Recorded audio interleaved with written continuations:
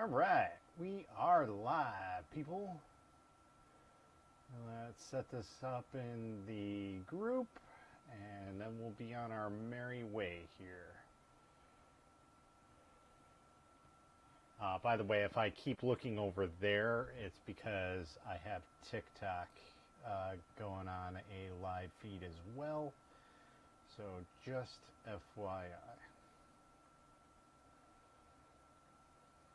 Okay, did that not go through yet?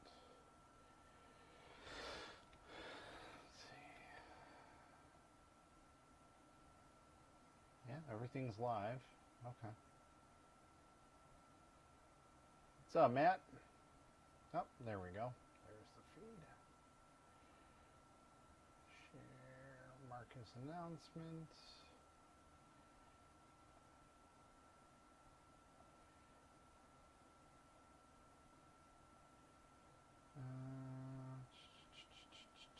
Pin the top.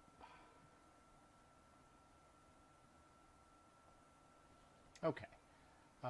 What's up, non-fam? How's it going?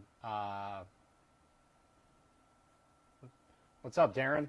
So, Darren, if you want, there's a link above this video on the group, and if you look at that, you can have it verify your name and everything. So, that's pretty much it.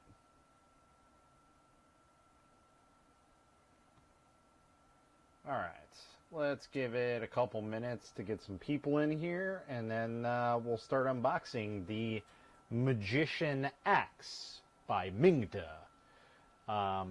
So just to go over a couple things, let's pull up the Amazon listing right now. Where did I put that?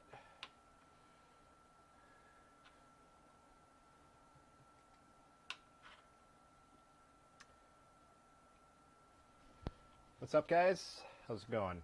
By the way, for anybody who's joining in here and joining in there, I am dual streaming, so I have people on both ends watching this feed. So just FYI, if you're wondering why I'm going back and forth, let me see if I can put this phone in a mount if I have an extra mount, which I don't know if I do. Maybe I do, maybe I don't. I thought I had at least... Oh, I do. I do have one. I do have an extra mount.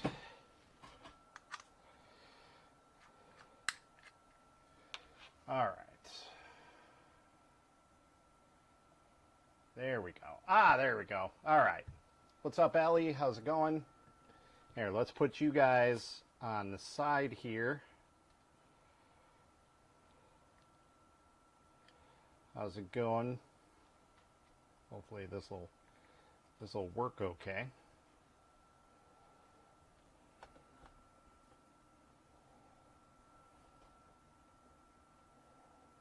Yeah, that doesn't really work all that well.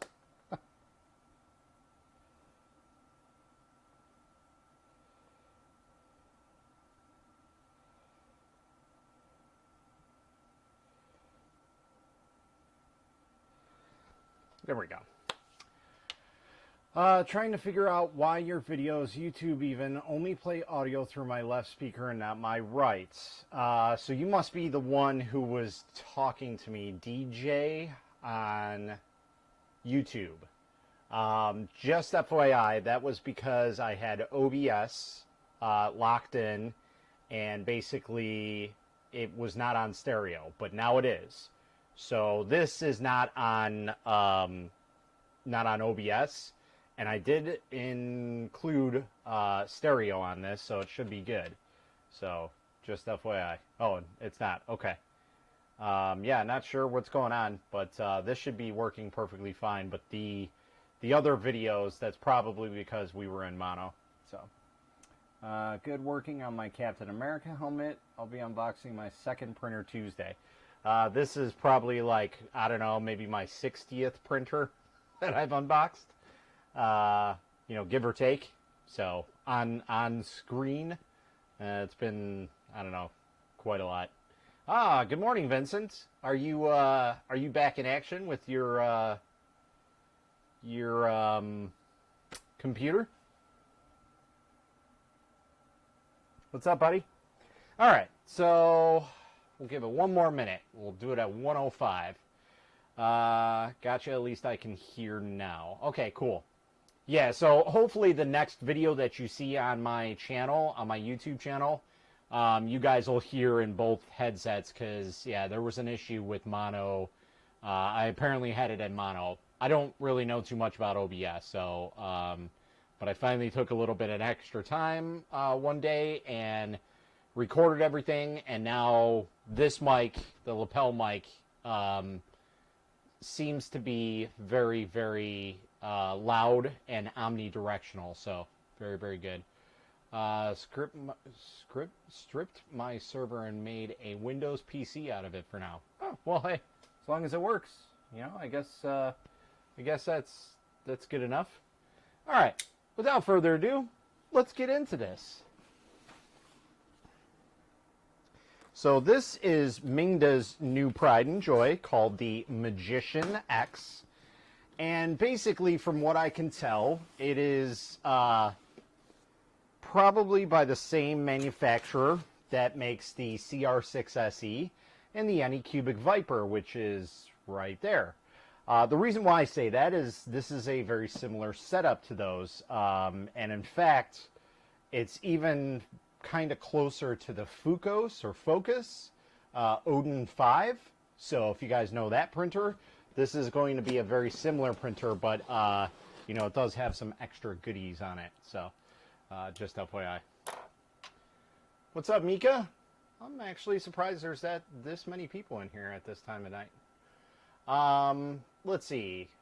What did I want to do? I totally forgot. I blanked out. So yeah, just to give you an idea of what the printing size is, this is basically an Ender 3 printing size. It's 230 by 230 by 260, so not super big, but you know, it works. So not too bad, but obviously it's got all the bells and whistles. You know, it's got a direct drive extruder. It's got auto leveling system. I believe it does have a glass plate as well. Again, we'll have to take a look at that. And it's a better looking system than the Ender 3. And obviously, it's going to be more expensive. Currently on Amazon, it is $389. So if anybody's looking to purchase one of these, that's basically what you're going to pay for this. Oh, that's what I wanted to do. Let me set up my dual stream, so that way I can get my front camera here up close so you guys can see what's going on. Hopefully I don't kill my computer with this, because I'm streaming to a lot of platforms. Oh, God, that's terrible. Jeebus. Is that just dirty?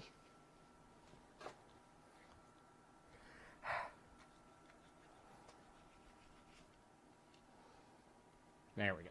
Mucho gusto. Still a little out of focus. Why is it out of focus? Oh, you know what? I took off autofocus. That is why. There we go.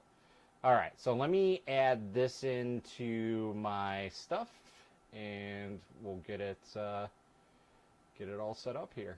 So let's close that window.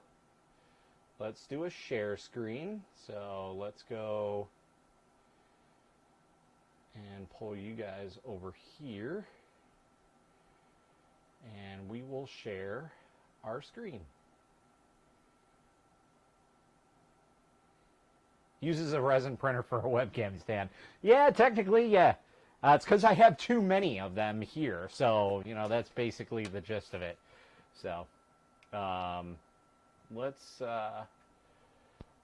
try and get this all set up.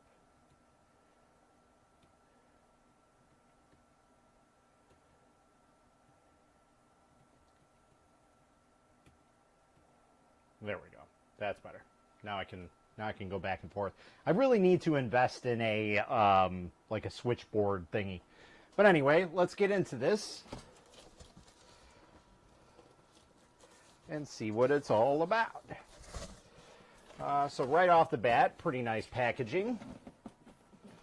Not sure why everybody's going back to the whole foam cardboard, not cardboard, but the the foam packaging, the old style one, but hey, can't really complain for something that was given to me.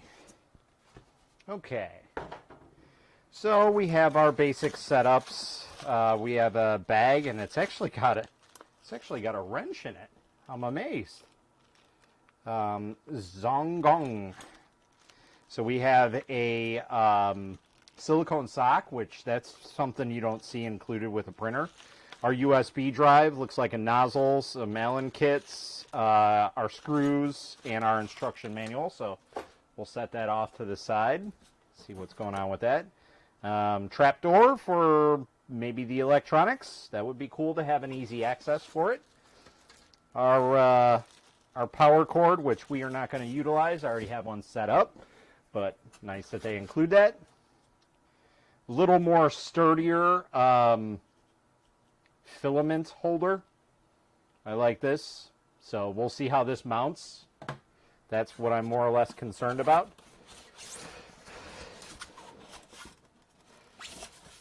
So we have a dual Z, as you can see here, 1 and 2. That's very, very nice for full stability. Again, we have a direct drive extruder. Looks like a V6 or maybe a V5 hot end. It's a little smaller, so I'm not really sure. Kind of been out of the game a little bit, but yeah, it kind of looks like a V5. So it looks like it has a similar like ribbon connection to the Focus.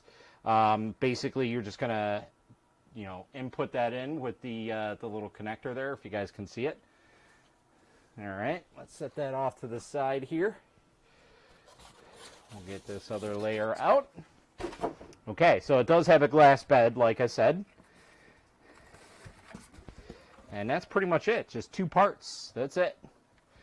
So we'll look at this in a second, because I just saw something that's kind of interests me, and I'm not sure what the need is for it, but I'll show you guys here in a second what I saw. Some of you guys might have seen it already.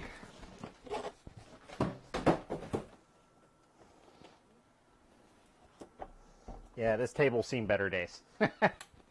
So, like I said, it kind of looks like the Focus, because similar setup, like the CR6, the Focus, that type of thing, where it's got a solid frame. This is plastic, but it's pretty hard plastic.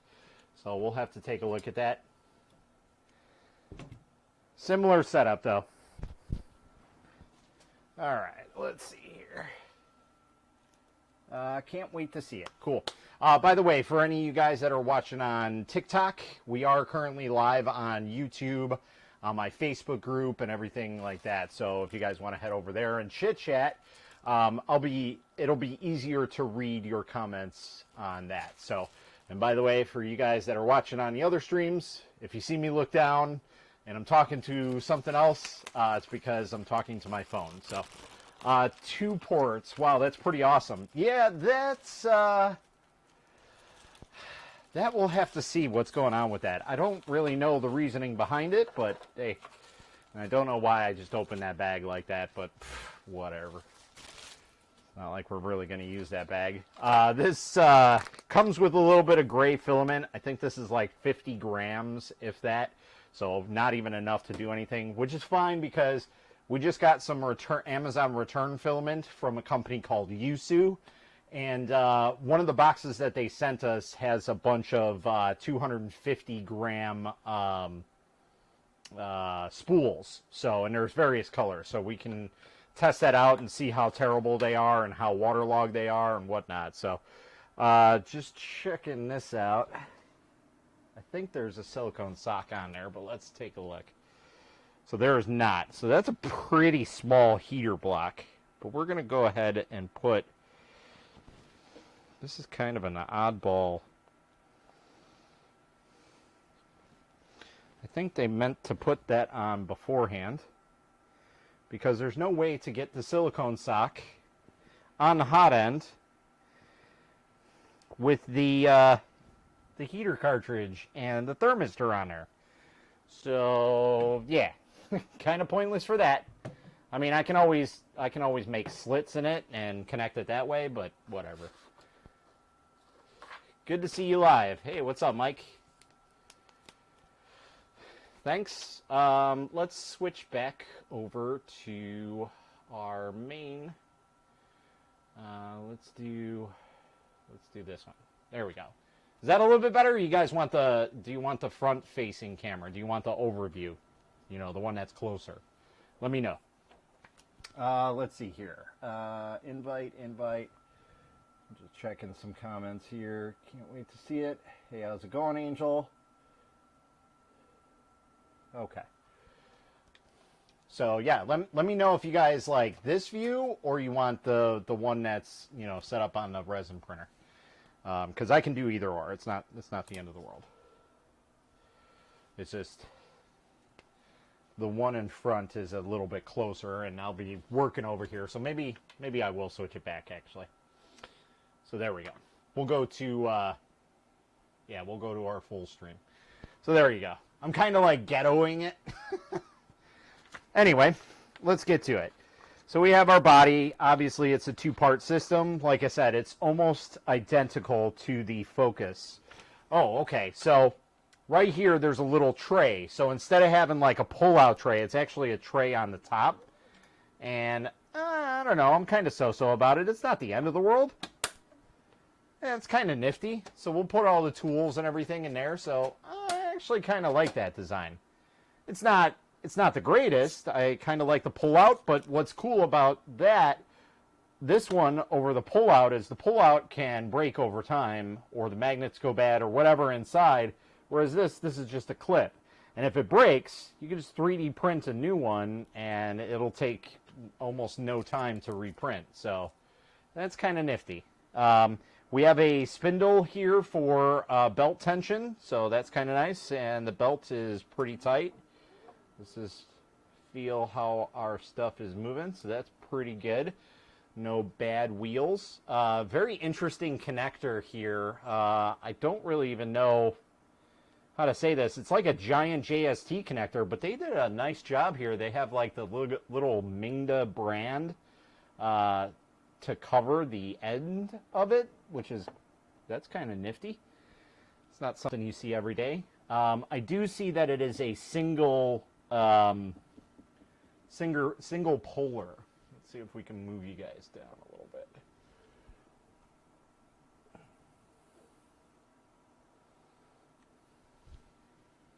Ugh, the lighting on that is terrible.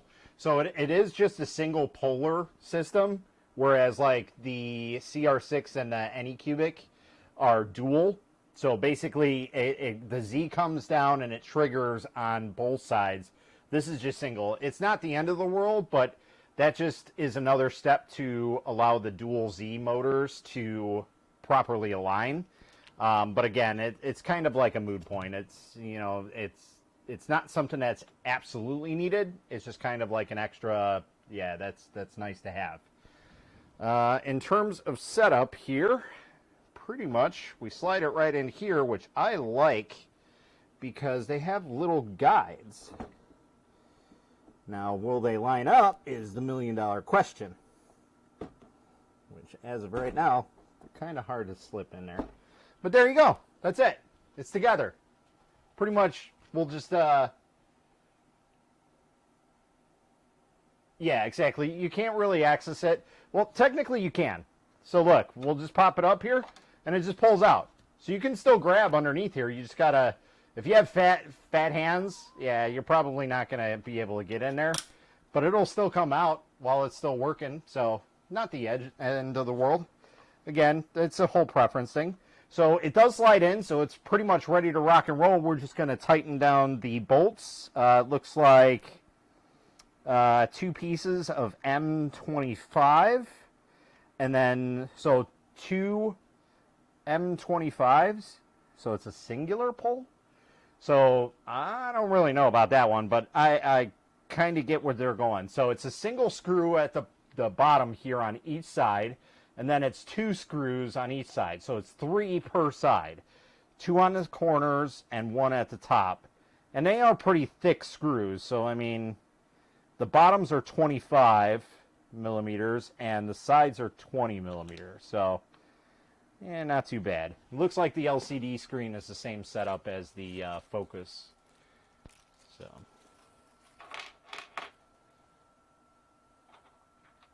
By the way, if you guys are not subscribed to the channel, go ahead and hit that subscribe button. If you guys like the video, go ahead and give it a thumbs up. And if you want, go ahead and share it out to your friends. Get them in here. Let's have a party. Let's have a party. All right, so we got that one. Use that. I kind of like how they include these Allen kits nowadays. They're a lot better than what they used to be. Everybody's kind of spoiled nowadays on what they have.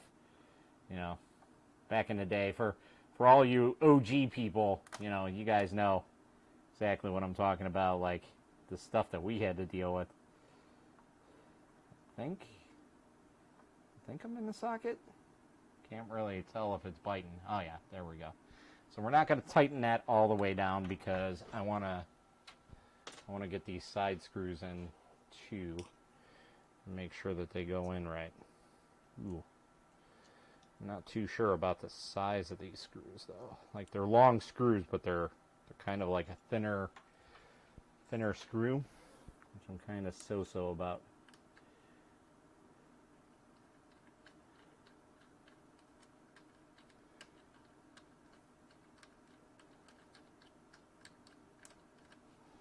And of course they're not threading in properly.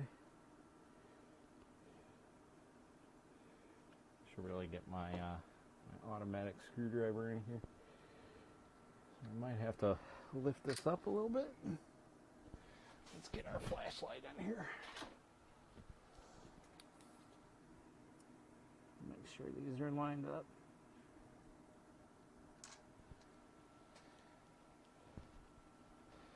So it looks like at least this one is lined up. Oh God, don't start stripping on me already. Come on now. It'll be a disaster.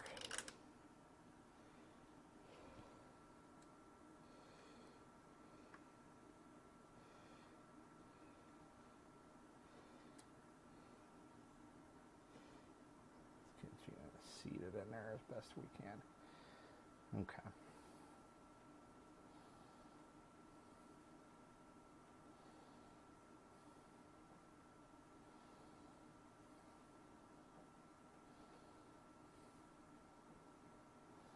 Whew. Tolerances on these things are tight. These things can strip very, very easily.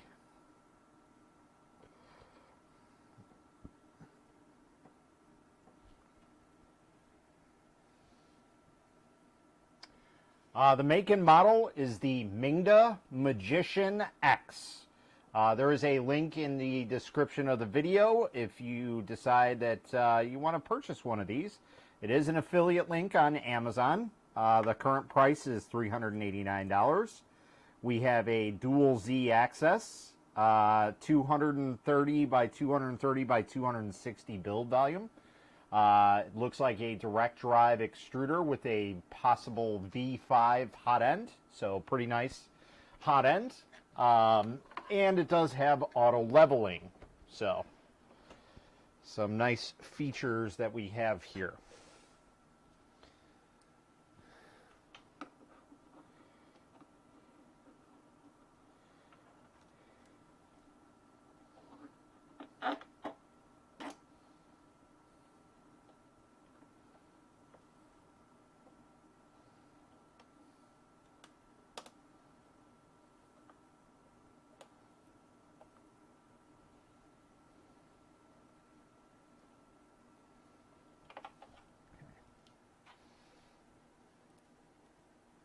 Yeah, so far it's not too bad of a build. There are a couple things that I'm kind of iffy about, like the whole connector here that you basically screw into the extrusion rail. That is plastic. It is not metal. So I'm not too happy about that. I'm a little concerned for the structural integrity. But it does seat very nicely on there. So, you know, possibly that could be okay. But only time will tell flexing and whatnot. So that's more or less my concern with this machine, is that they tried to cut corners, you know, purposely to get the price down, but, you know, did they cut the right corners is the issue. But so far, the way that it's technically built is pretty solid. Like I said, if you guys know anything about the Focus Odin 5, this is basically a slightly upgraded version of that printer. And the reason why I say it's slightly upgraded is it has auto leveling, whereas the Focus does not. But I'm sure in the next revision it will probably have that ability.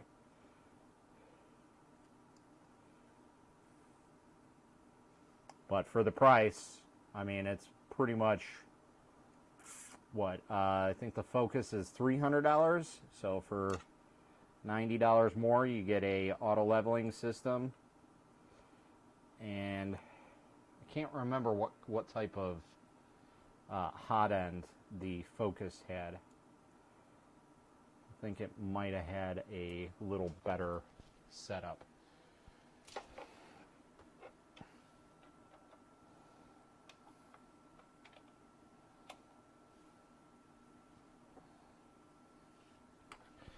We're just going to go around and tighten up the last screw here, and that's pretty much it. We're all ready to rock and roll here. We just need to plug in all the right connectors and get it going.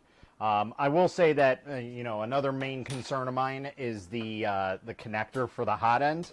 I'm not a big fan of these the like flat cable connectors, but hey, you know, they are pretty easy to replace as long as you have replacement parts, which I did not see any replacements here. That is one thing that I will say that Focus added in there. Ooh, that would have been bad. You gotta get that out of there. There's a little piece of styrofoam in there. That would be no bueno. It would not work. We would have a bad Z-axis. The bed connector. So this is an ANET style bed connector. I'm already very concerned about that. It does have a better strain relief of it, but I'm already very concerned about that because of just the history of that connector alone. That, yeah, we'll have to see about that one. Alright, so our connector for the hot end plugged in well. Okay. And we do have a belt tensioner on the, what is it, X and Y axis, basically. We have belt tensioners. Alright, so now we just hook up the main harness, which is this. Question is, do we have a filament runout sensor? That is the other question. That is one of the things that was unique about the Focus printers, is that it had a filament runout sensor that was incorporated with the hot end, which was kind of nifty. So there's that. And there is that. And we are pretty much golden. Got our bed hooked up.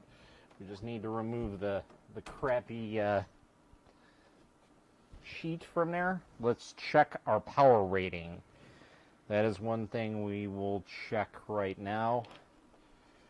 Let's see if it's already set on there, or do we need to set it? So it looks like it's already set. So pretty much this entire enclosure, unlike everybody else, is all plastic. Again, that might not be the end of the world, but yeah, might get a little bit toasty. So we'll see. So hopefully that is set to 110. Otherwise, we will not have any screen. So just FYI, for those who don't know about 3D printers or anything, If it's set to 230 and I'm in America, I'm fine. If it was set to 115 and I was not in America, we can have some magic smoke happening. So that's why, you know, especially if you're in outside of the U.S., you always want to make sure you check that. Now, the filament sensor, or filament holder, not sensor. So let's see, power cord. We're good, we're good. Okay, so what's kind of cool about this, I'll bring you guys up here a little bit so you can see. So here's the top of this. What's kind of nifty about this is the fact that you can put it on the left side or you can put it on the right side. So it's ambidextrous. That's kind of nifty. Not really something that, you know, to write home about, but, you know, that's kind of an added feature. So what is this machine? This is the Mingda Magician X. So let's see if I can... I don't really want to move you guys because you guys are pretty good right there. So, all right. So we got everything hooked up. We got power hooked up. Let's get our SD card. So like I said, it does come with a extra nozzle. And this actually, yeah, it might actually have a V6. Is this a ruby? No. No, I thought it came with a ruby nozzle. I was like, there's no way. That's totally got to be a fake. But no, it just kind of looks like it. Yeah, so that's kind of nifty, especially if you have if you only have a specific place to put a printer and you're worried about, you know, the position. Like the problem that I have with the Anycubic over here is the mount is side mounted off the left. Now you can try and mount it off the right, but it just doesn't work the same way. Because obviously the Bowden tube setup is all on the left there, so you're kind of stuck with that. Now granted, this is direct drive, so it's a little different, but still, that's kind of nice to have, like an ambidextrous setup, and it just kind of clips in there, and you just pull this little tab up and it clips off. So that's kind of nifty. I like that. So I will say that I already like the way that this is going, because we have a USB port on the front here. We also have a full-size SD card, and we have USB-C. So that is a first. I've never seen a machine with a USB-C, ever. That is a first for me. This looks like SD card holder storage. So let's bring you guys back down here so you guys can kind of see. Actually, I'll just move you here. So I just wanted to show you guys. So we have USB, we have full-size SD, and we have USB-C. Now, I'm not sure if that is, you know, a data port or something else or what's going on. And then we also have storage for 2 extra SD cards. Is that really needed? Who knows? But not too bad. Very interesting setup though so far. That's like I said, that's something I have not seen on a machine yet that has USB-C. So very interesting so far. So yeah, let's go ahead and put our full-size SD card. I would guess that way, made in Japan. So that's actually a nicer SD card. No name on it. Let's go ahead and remove our plastic.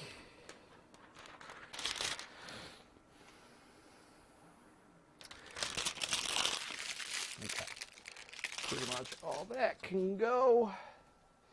We'll put all these Allen keys back so we don't lose them, or I don't understand where they're coming from, because, you know, I'll be like, why is that on here?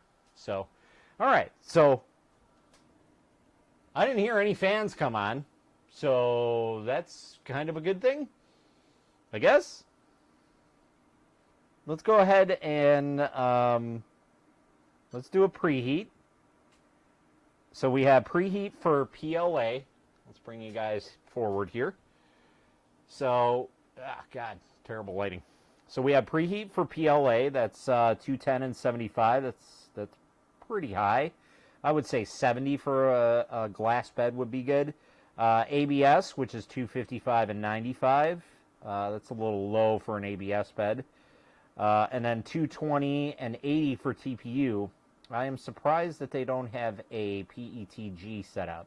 That would be more viable of a setup than ABS would be, because I really don't think, you know, with this being plastic, this got a lot of plastic parts. Now, they're probably ABS, but you never know.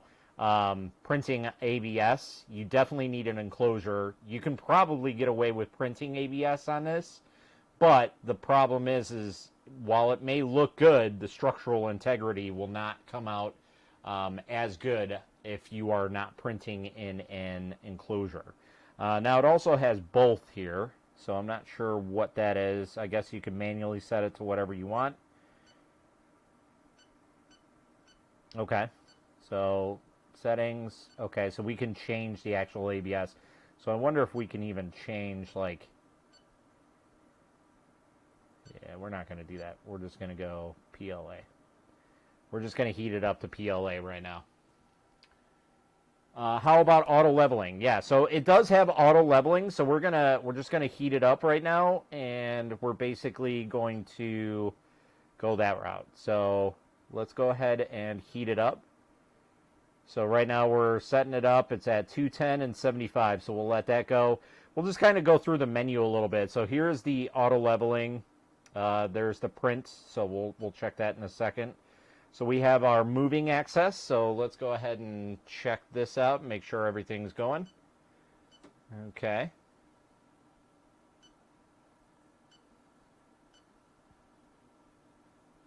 All right, so everything's looking good. Bed's moving. Very, very quiet, so we do have 2209s on here. Fan, I don't really hear the fan, so we're pretty good on that. We're probably, there is a fan running. I can feel it. I can feel the fan right here going. So we have our extrude percentages. So that's speed, decrease, normal, fast. Home. Let's go ahead and do a home and home all.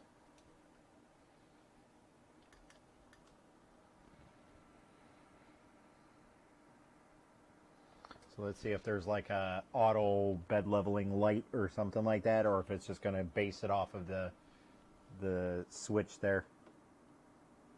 I think it's just basing it off of the switch. That's pretty high for homing. But, hey.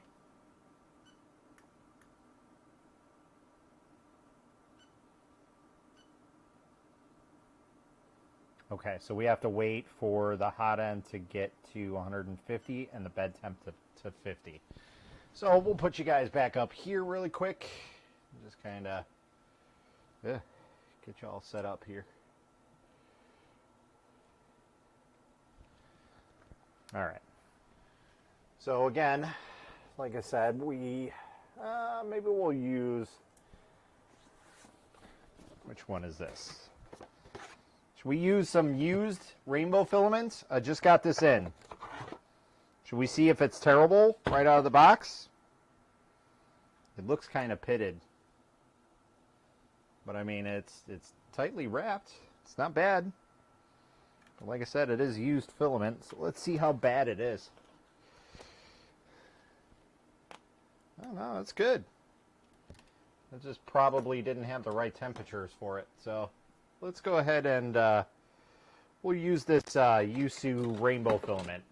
I haven't really used rainbow filament in a long time. So we'll go ahead and put this in here. Make sure that we're good on that. And then go to menu, we'll go to extrude, and we will load the filament. Nozzle temperature too low. Did I disengage it? Whoops. I disengaged it because I did the auto leveling. So, my bad.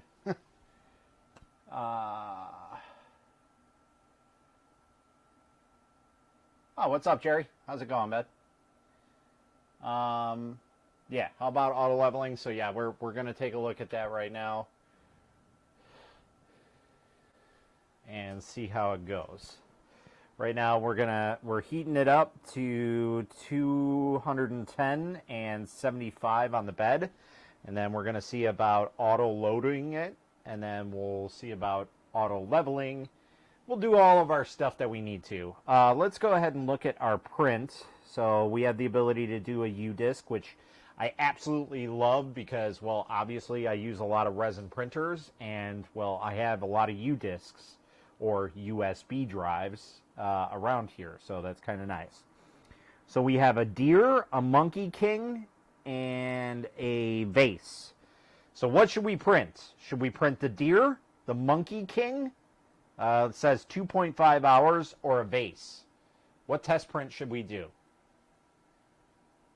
Yeah, it is insanely quiet. So I barely hear the fan. In fact, I think I hear more of the fan of my Mega out of anything. But which one should we do? We have the deer, the monkey king, 2.5 hours, or a vase? Monkey king, huh? So we have one for monkey king. All right, so now that we have it preheated, let's go to extrude and let's go and load it. Right? Oh, there we go. I saw it move. Oh, so it's only on 5 millimeters. Whoops.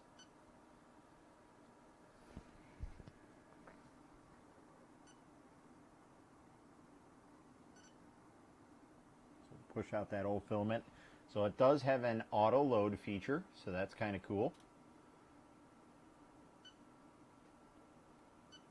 Let's do fast.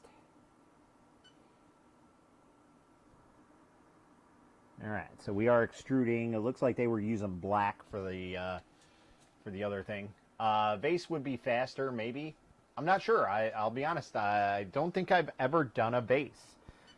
So, all right. So we have one for vase and one for monkey. Anybody want to do the breaker, the tiebreaker?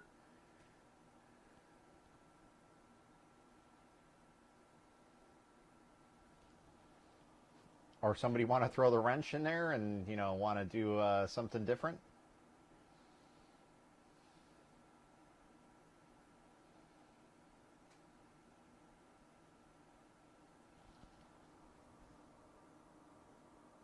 All right, so let's go and do auto leveling.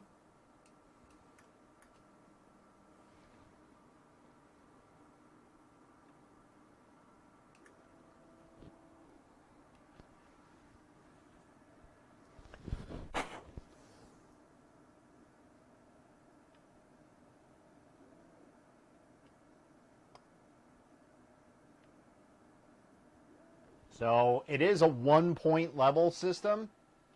All right, let's go with base then. So that is one thing that I am a little bit concerned about, but I know that they sent me a software update for the printer, so maybe that will include a double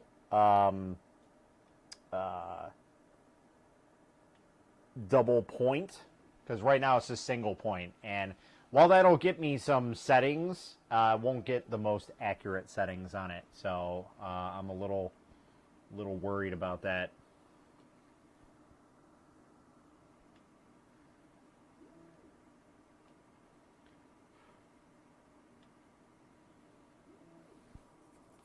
So it should double tap, but it's not. So not the end of the world. It'll still, like I said, get us the measurements we need. Basically, it's at a BL Touch right now. So it'll get us the same setup as a BL Touch.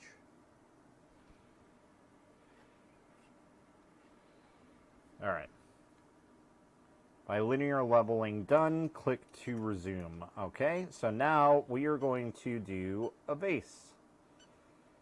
Okay, so now we are heating up to 200 degrees and 60 on the bed. So that's a little bit better. There is a baby step mode percentages. That's just for our speeds. We're not really going to mess with that. We don't have to. We can change the heat more. We can do fans. We can extrude or take it out. But we're definitely going to make sure that our baby step is good, because we're going to obviously do a live Z stepping on this to make sure that everything's good. So let's go back. So we're at 198 out of 200, and we pretty much should be getting to our print.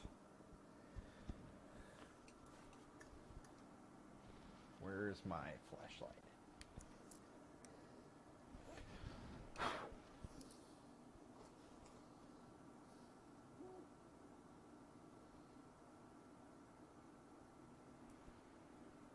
Okay, so I think our leveling is actually good. So I'm guessing this is a purge line, which that looks good right now. Looks like our leveling is going down perfectly fine. I'll show you guys right there. Looks like level's good. Oh, God. Ah, raft. I hate rafts. There's absolutely no need for it. It's a waste of filament. But yeah, looks like we're going down pretty good. Here, let's set you guys up on this thing. You guys can kind of watch what's going on here.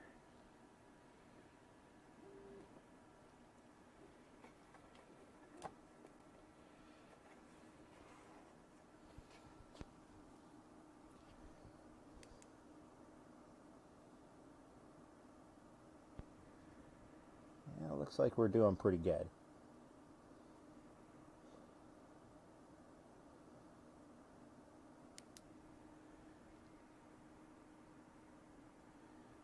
Nope, that's a good layer.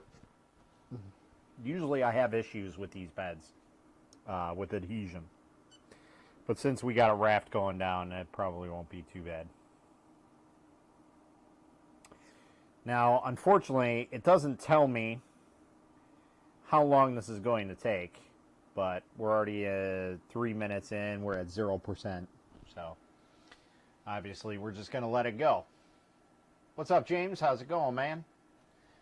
Let's see here. See, my personal note there is what you want. I highly doubt that's what I want. I love when spam comes into my my TikTok. That's fantastic. So yeah, let's let that print for a little bit, and let's go ahead and do. There we go. There we go. That's a little better. All right, so let's go ahead and just go over some information about the printer itself. So it does have auto bed leveling.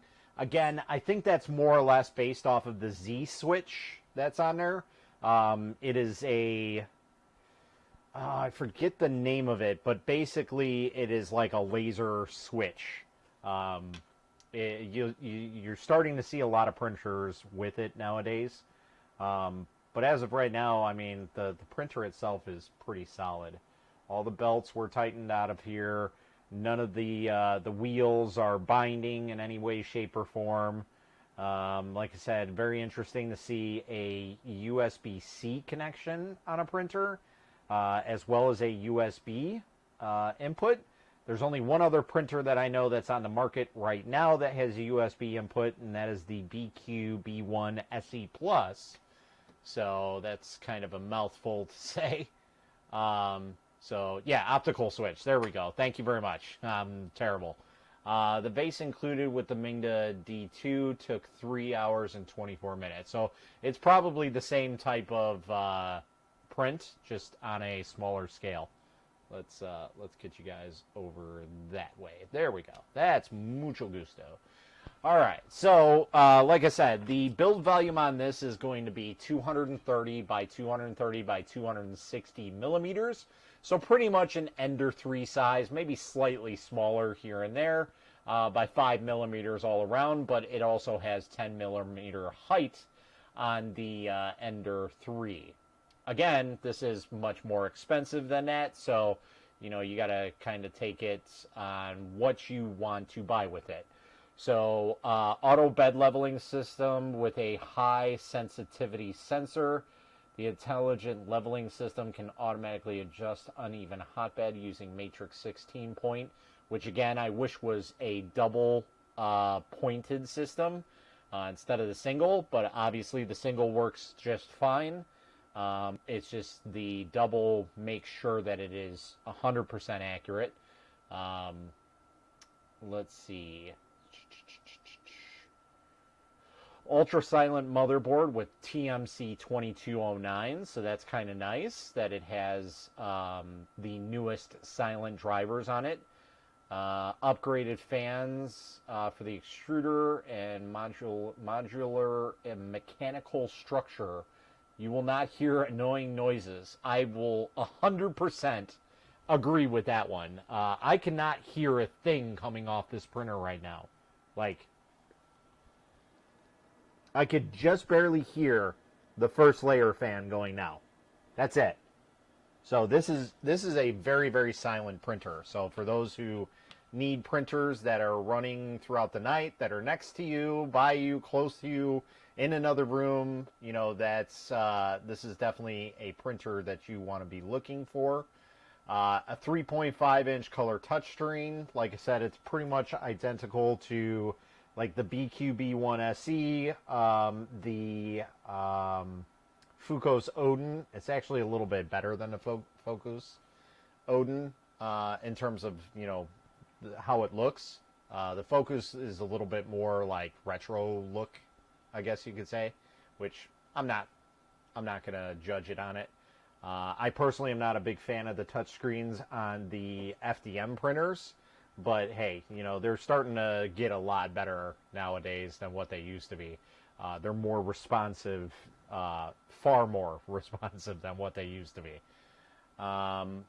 Let's see. Efficient filament feeding.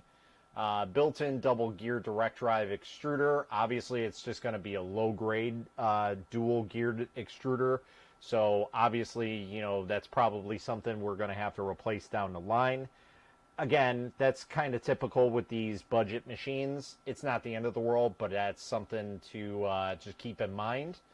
That you'll probably have to replace down the line, or at least a part in it. Upgraded extruder design is lightweight. Double filament holder design. Yeah, so that's actually kind of interesting that it has the ability to have that dual filament. Obviously, it only comes with the one filament holder, but you know, maybe you can grab a second one or even print a second one and have that on there. So Carbonium Glass. This looks like the newer Creality style ones. So these have a little bit better adhesion, but I'm not a big fan of them. I always have my trusty hairspray in case I need it. So, but yeah, definitely a lot better on these versions for sure. Let's see. Why do you look so tanned? It's probably because of the lighting. I'm trying to get the lighting right on this camera, and I can't. I don't know why, but this chair is red. It's not orange, and just the coloring on it, I just can't get it right. I don't know why. So, yeah. Is the X-axis cable got anything to hold it in place, or does it just plug in?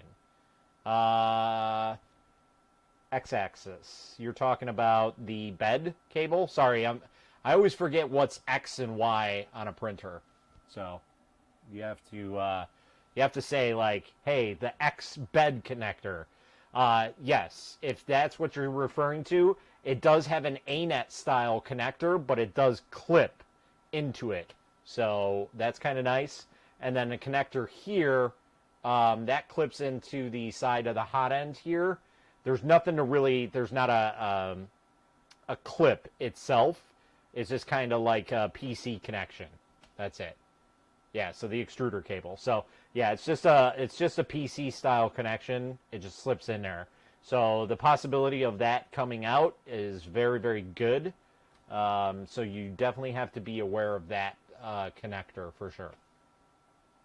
I know that's an issue with some of the Focus printers. And again, this is pretty much based off of the Focus printer. So they obviously, you know, boast about resume printing. I'll be honest, that's more of a gimmick out of anything. I've never had a printer that actually worked while utilizing that. So, you know, take it or leave it. Does it work? I've never personally had it work, but I've seen some people have it work. That's completely, you know, to the user, I guess, and how you leave it. So it does have a filament run out as well. Fast cooling fans. Yeah, I'm not really too worried about that. Like I said, it's nice that it's got the belt tensioner on this side, and it's got a belt tensioner up front here. So that's kind of nice that it's added in there. Very, very easy construction. It's a two-piece construction. 6 screws. That's it. And then what? We have 1, 2, 3, 4, 5, 6 cables to plug in. That's it. So 6 cables, 6 screws. That's it. That's all you need for this printer. So very, very simple to get at. So I know one of you guys was asking about access while this was printing. Okay, so let's see about access. So we're just going to lift it up just a little bit. We actually have quite a lot of clearance on this, so I wanted to show you how much clearance we have to the bed. Now, we don't even have to lift it up this high, but I just wanted to show you the clearance to the bottom of the bed there. And we just take it out. So you can still get at stuff right here. Obviously, if you have something that's going to be printing at the back, that's going to be harder to do, but you still have plenty of room to get at it and still have clearance. I have pretty fat fingers. Not super fat, but, you know, it's not terribly inaccessible. I get why people have, like, the front drawer, but obviously with this, having the connections on the front there, you can't really have a drawer there. So probably would have been a little bit better to have a, you know, a pocket there, but again, the board's in the way there. So so we just have to kind of go off of that. But yeah, not terrible. We'll actually put all our stuff in there right now. So we'll take our silicone sock, which I guess if you cut slits in these two, you can fit that over, but as is, it's not going to work because the heater cartridge and the thermistor cartridge are in the way.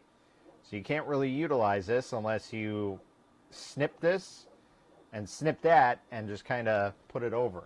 So, and then we got our big wrench that fits in there very nicely, and then we have that. So we'll have to see if maybe somebody can design a little insert for that to make it a little bit better. But so far we're at 6% right now of this vase, and this filament's printing perfectly fine. I don't know why it's an Amazon return, but hey, you know, who knows? Very strange. But it's printing perfectly fine. This is the kind of stuff that I get all the time. Like, people are saying, oh, well, it's Amazon return filament. It doesn't work. Works perfectly fine. I didn't even dry it out. I literally got this the other day. I took it out of the box. I unwound it. That's it. It was still tightly wound. Like, whoever used this, like, used it just to use it and then basically returned it. Which you can see it's going down perfectly fine. And we're printing at a low temperature. We're printing at 180. So that's kind of low. Like, I think this filament says 190 to 225. So we're printing under its spec, and it's printing perfect. So that's kind of funny that we're printing under spec and it's still printing good. Not bad. I'm not really sure what base this is, but it's going down pretty fast. I can see that the Z seam is going to be at the backside. It's a pretty heavy Z seam, so they didn't enable Z seam at random spots. So, but yeah, not too bad for $389. You have basically the newest bad boy on the block. So I mean, not a terrible price. You're getting kind of up there in the bigger printer range, but then again, it doesn't. Most of the bigger printers don't have, you know, what this thing has. You have a direct drive setup. You have auto leveling system. You have the ability to use a USB drive, which again, most printers on the market now do not have that. You have adjustments for both X and Y belts. Dual Z, solid construction frame, because I kind of like, you know, how these slide in here. That's very, very structurally solid. You know, the oddball thing is that this is all plastic, so I'm not really too giddy about that. But again, that's more of an aesthetic thing. It's not a deal breaker for really anybody, in my opinion. You really have to be picky if that's going to be a deal breaker. The only really big thing that concerns me is this cable. That's it. Because I've seen horror stories with the artillery machines and the focus machines. At least with the focus machines, they provide you with an extra one of that. So that's kind of nice that they do that. Here they don't do that. You know, I'm sure these will become more available as the time goes by, but, you know, that's really about it. Setup was super, super easy. We did it, even chit-chatting, we did it in, what, less than a half hour? Yeah, we've only been streaming for an hour now, so that's pretty good. That's not bad. That's a nice printer setup. Like, all these people that are getting these new printers are super spoiled nowadays. I remember back in the day, you know, putting together a knockoff ANET A6, and it took me 9 hours to build that thing, because you literally build it from the ground up. Like, that's some work you put in. Nowadays, 6 screws, 6 connectors, and that's it. Like, I remember you even had to put together the hot end. That was the good old days. I should start saying, well, in my day. Ah, thanks, bud. Thanks for the $5.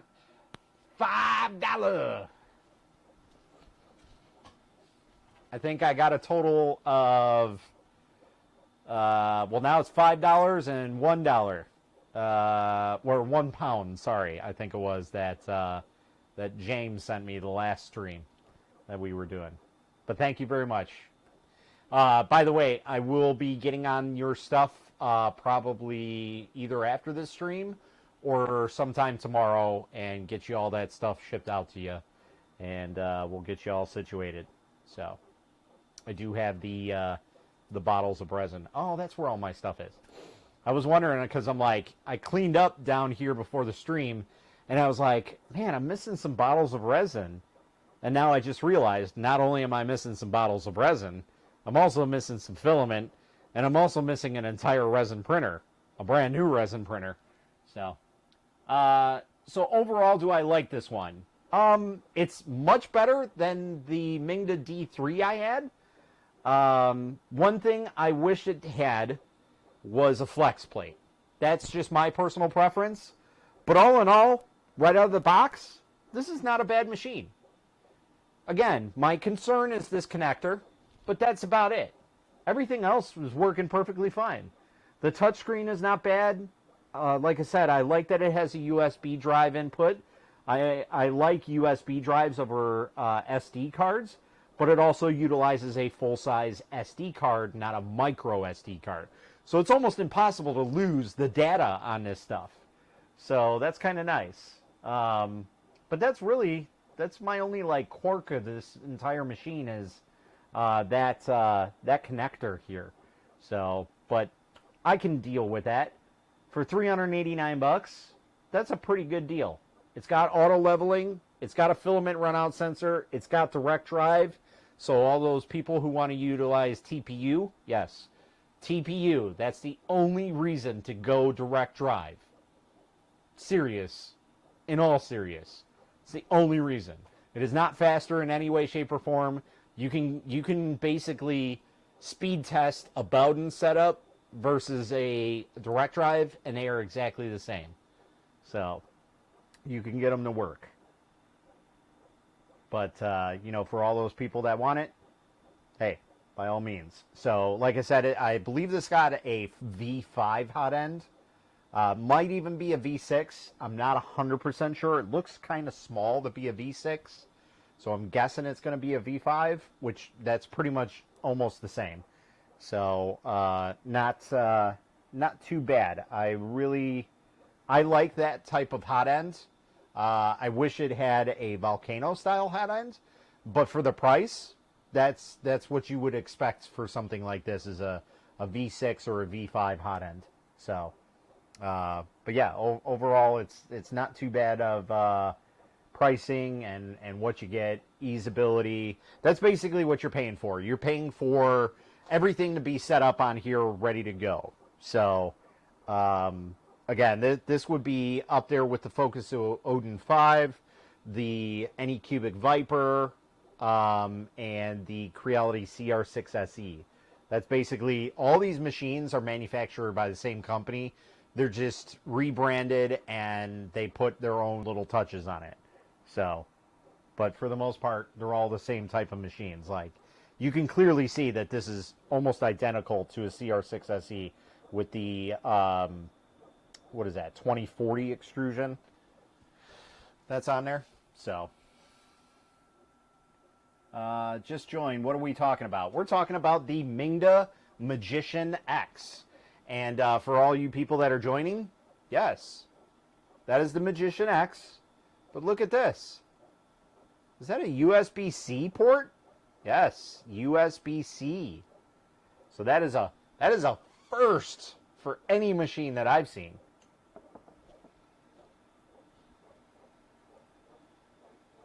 And it is insanely quiet. So if you're concerned about, you know, any sound, definitely check this machine out. Now, I will say I do hear a little bit of sound, and that's probably because they did this right. So they probably put 2209s on the X and Y, and they probably put an A4998 on the extruder. And that's the right way to do this, because there's a lot of power that goes through this, and you really don't want a 2208 or 2209 on the extruder motor, because there's a lot of power that takes. And over time, it overheats and it starts skipping layers. And people start losing their mind thinking something's drastically wrong with the machine, when in actuality, it's just the board overheating or the driver itself overheating, because the 2208s and 2209s, they're not made to be like really, really heavy-duty hitting drivers. They're just made to like move smoothly. That's it. So, I don't even use direct drive for my TPU prints. Exactly, the same thing here.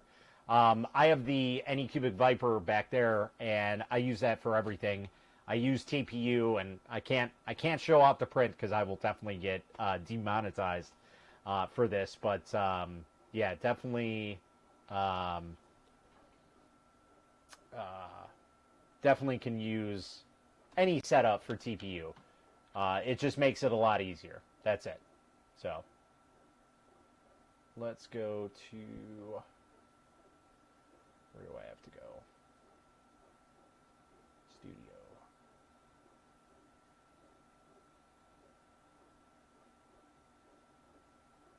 Content. Look, I made you some content. I gotta make sure that I enable that whenever I go live. Let's see, what's up? Fix them, dude. I'm still thinking about the SVO3 you told me about a while back. Oh, I'm Xanth from TikTok. Oh, I'm live on TikTok right now, Eddie. So, let's see.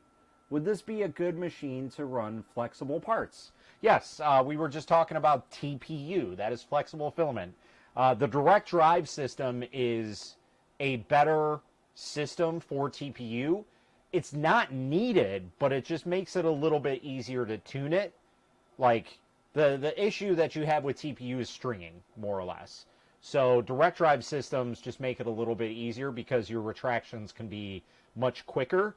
And usually you don't even have to tune anything with direct drives because the retractions are just set up to be super quick right then and there. And just the way that they sit in the hot end. So they just make it a lot easier to fix everything for TPU. But like I was just stating, my Anycubic Viper is a Bowden setup. I can use TPU with that. It's just got to be a little bit slower. And the retractions just got to be set up to the right spec. And all I did was just take some settings that a couple people gave me ideas from this. That's what they use. And another person used this. And I basically cut it right down the middle and said, all right, we're going to use these settings. And it was right on the money. So I didn't have any issues with it at all. Yeah, I'm impressed as well, Mike. Not too bad of a machine.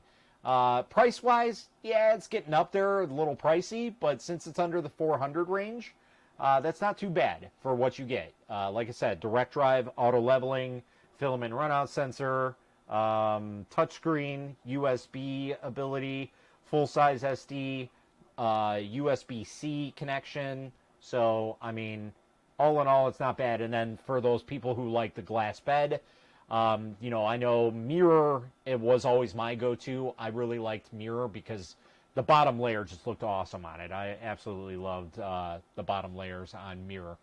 So, I had no issue with Ninja Flex on my Bowden tube printer. Now, that's the one that I always hear why people go direct drive is Ninja Flex, because it has, well, let me rephrase that. So Ninja Flex has different variations of TPU. They're like percentages, basically. So how flexible it really is. And that's really where direct drive is going to shine over Bowden, is when you start getting into the super flexible stuff. It's just easier, again, to tune the direct drive over the Bowden when you get to that point. But it, again, that's like special situations. The same thing like people printing ABS, you know, or polycarbonate stuff, like that's special situations where you need certain things on it. You know, can you get away with printing ABS on this? Yeah, you probably could. But like I said, if let's say this was ABS right now and I was printing it outside of an enclosure, the print may look good and it may look perfect, but the structural integrity would probably be dropped by at least 30% because you don't have that bonding process from the heat that you do in an enclosure. So, again, while the print may look identical to one that is printed in an enclosure, I can almost guarantee that the bonding process will make the integrity of ABS 30% less. That's why I always suggest having an enclosure for ABS. Also, ABS is very toxic, so you don't want to be printing ABS when you're right next to it. So yeah. Let's see. Wow, it's got both. Yeah, exactly. So this is kind of like the BQB1 SE, but it also has USB-C, which the BQB1 SE does not. So, there are a few with a Type-C now. Big Tree Tech boards have them, like my Octopus. So that might be what this has in it. I don't even know what board this printer has. And I probably will not ever look at it because that's just not... That's something more for my buddy Tim to look into. Like, if he wants to look to see what type of board it has, that's fine. I don't really dive into the deep depths of the printer. I just more or less say, hey, it works, it's good, okay. I'll let you know if there's issues with boards, if people come up with it. But for the most part, you know, I'm not going to dive into the machine too technically because I think that's more for a specific type of content for those people that like that type of stuff. And I'm not too much into that because I'm not too much into FDM. Like this machine will be here. We'll do some printing on it, and then we'll probably send it packing just like we have other printers in the past. Unless it really astounds me and I end up keeping it, which that can be a possibility. It's very rare, but we could keep it. Who knows? So, oh yeah, I have a massive printed in TPU on my S4. Yeah, I have a giant D printed that I was printing for a coworker of mine. It was basically a D of the Year award. So I was printing, and whoever made it, they made it perfect because they made the top half separate from the actual base, and then they made the plaque separate as well. So I can do the plaque in resin, I can do the base in PLA, and then I did the main part in TPU. So it kind of, can just come all together. So it's really, really nice. What are the max heat levels it allows? So I'd have to look back into that. Let me see if it'll allow me. I don't think it'll let me. But I know it has the ability to go up to ABS levels. So that's pretty good right there. Now, if this is a V5 or V6, this should be an all-metal style hot end. So you should be able to get up to polycarbonate levels. But again, you really want to be putting this in an enclosure if you're getting to those type of levels. But I can't verify for sure. But it definitely goes up to ABS. So it's got an automatic setting for ABS on it. Now, I don't think I have any ABS anymore. I think I got rid of it because I would never ever print with it. I don't have the setup for it. So, but not too bad for the ability that it has right now. In fact, you know what? Let me go take a look and see. I don't think I have that ABS anymore. I got Gray Silk, PETG. Oh, I do have ABS. I got gold ABS nonetheless. So I could try some ABS on it and see about that. Again, we're probably not going to print it in an enclosure, but I can maybe mock up a box or something so, I don't have the toxic fumes. I do have my air filtration system right behind here for all the resin printers. Basically, it's a giant tower fan that has an active carbon filtration system in it, and then it also has a HEPA filter to back that. So it's pretty insane. The HEPA is not going to do anything for the VOC gases, but the active carbon will. The HEPA will work for the ABS. So maybe we'll throw that on there because I have it here. I will never ever use it. So we might as well test it out and see if it actually will print. Because the last time I've used ABS was three years ago when I worked for TH3D Studio. And that was only because we printed ABS parts for some machines. So, just use draft shield and a brim. Okay. I'm not a big fan of brims, but, maybe we'll let it slide for this one. And basically, try and use some additives on it to help it print. But basically, let's take a look and see. So it does have setups for importing the configuration file. So they have one set up already. You just basically have to put in your machine settings like you normally would. Magician X. Now we will introduce Cura 4.9, which I think Cura's at like 4.11 now. And mine crashes all the time. Cura's just a disaster. That's why I don't use it. Baby stepping, it tells you how to do proper baby stepping. What's very strange about this is the instruction manual is in English and it's in German. Nothing else. No France, no Chinese, no nothing. So it makes me think, like, is this manufactured in China, these printers? Or not China, in Germany? So that's very, very strange. I knew how to fix Kira crashing at Akuma Mods. Yeah, so I know you told me about that.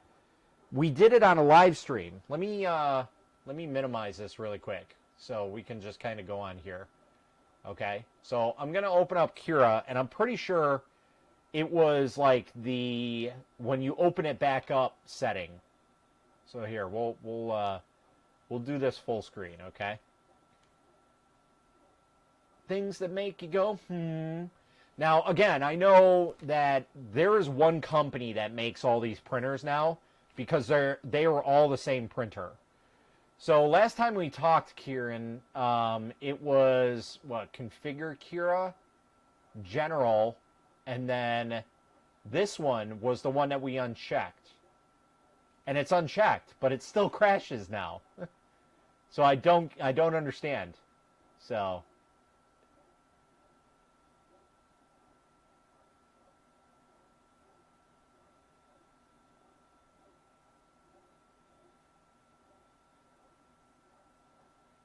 let's see here. Extensions. Yeah, preferences, configure Kira.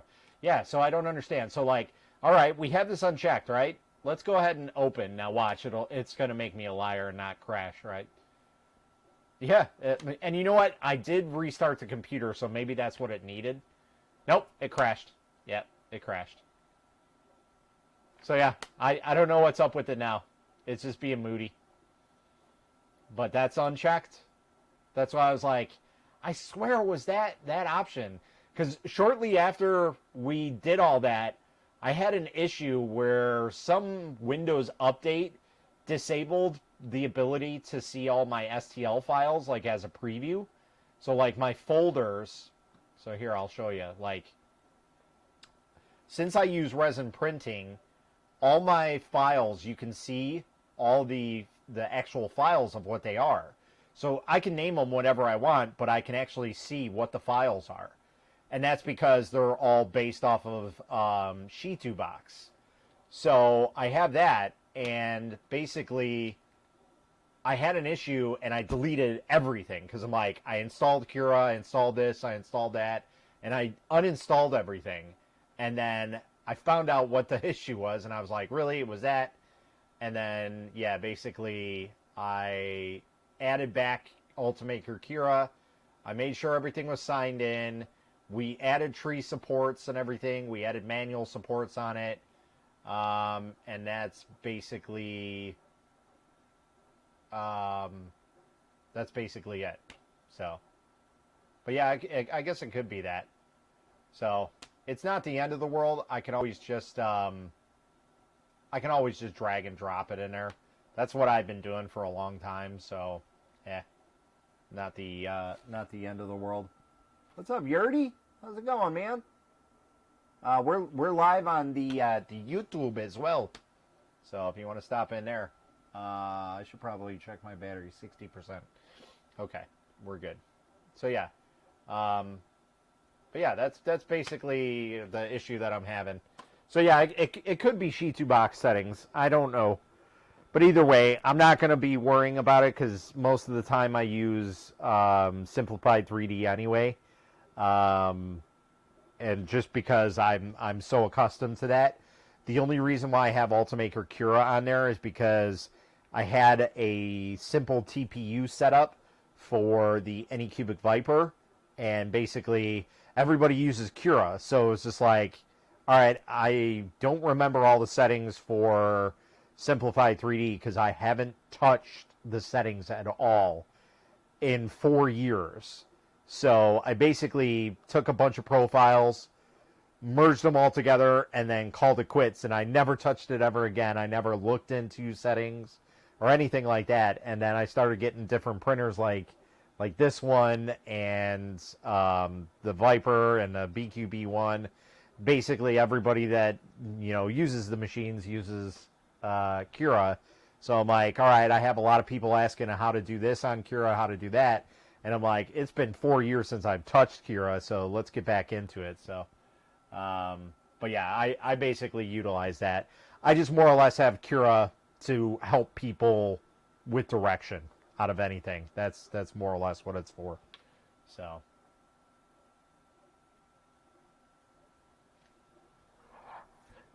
yeah.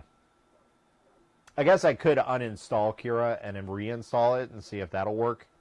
But like you said, it's probably because of that that Shitu box preview setup, which I've always had. Again, it's not something that I've changed. So that's awesome. Yeah, this face is coming out real nice.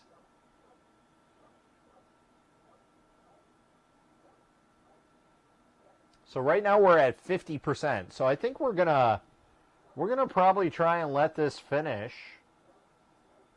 and that'll pretty much be the stream. But there's really not much else I can talk about the printer itself. So far so good. I don't really have any major issues besides this cable connection, but that's it. Other than that, it's a pretty solid printer for anybody that's looking to get into 3D printing and has a good chunk of money to spend on a good starter machine. Like, this is fantastic. I really wish, like, the D3 that I had, that was like 340 by 340 by 400 or 500. It was something ridiculous. It was a huge machine. If they had all the stuff of this on that larger machine, and it was less than $800, goodbye CR10 Smart. Like, that would be non-optional. So,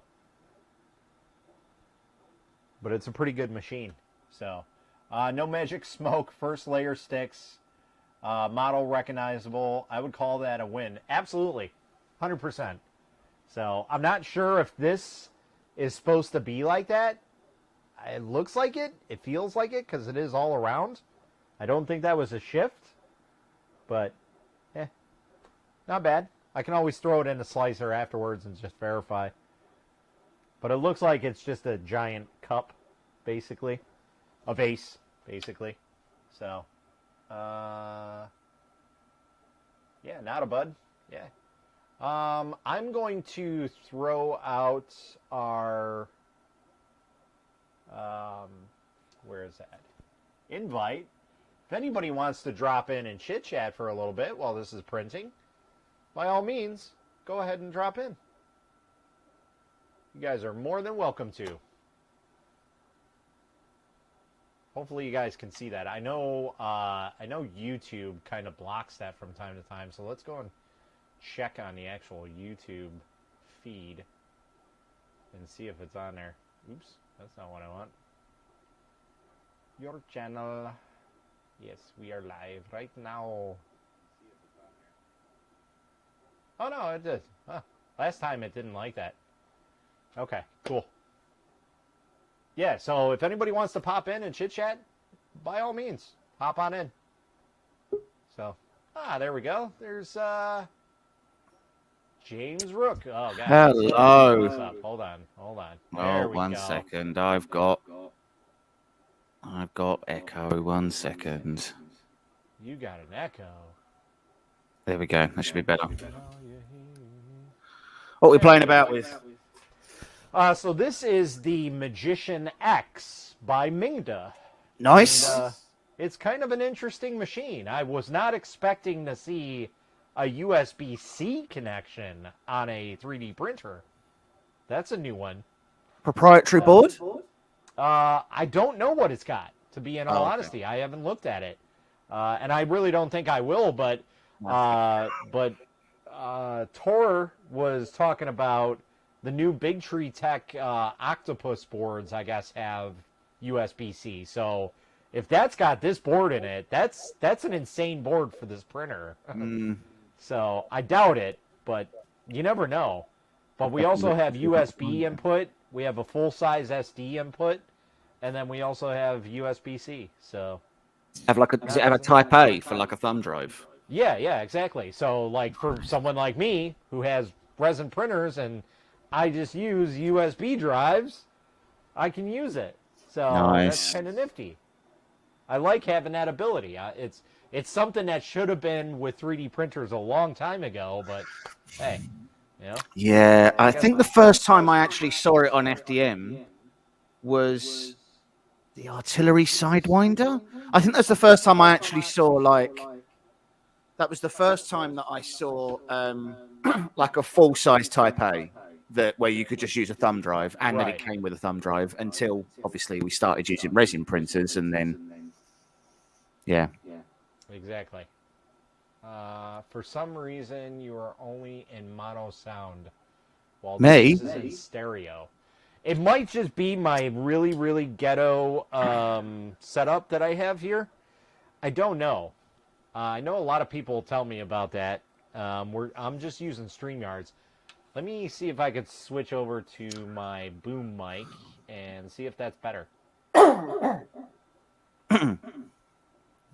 right there. You got a frog caught in your throat. Just gradually dying. Oh, okay. There. Hopefully that's a little better. It's probably a little bit more tinny on my end.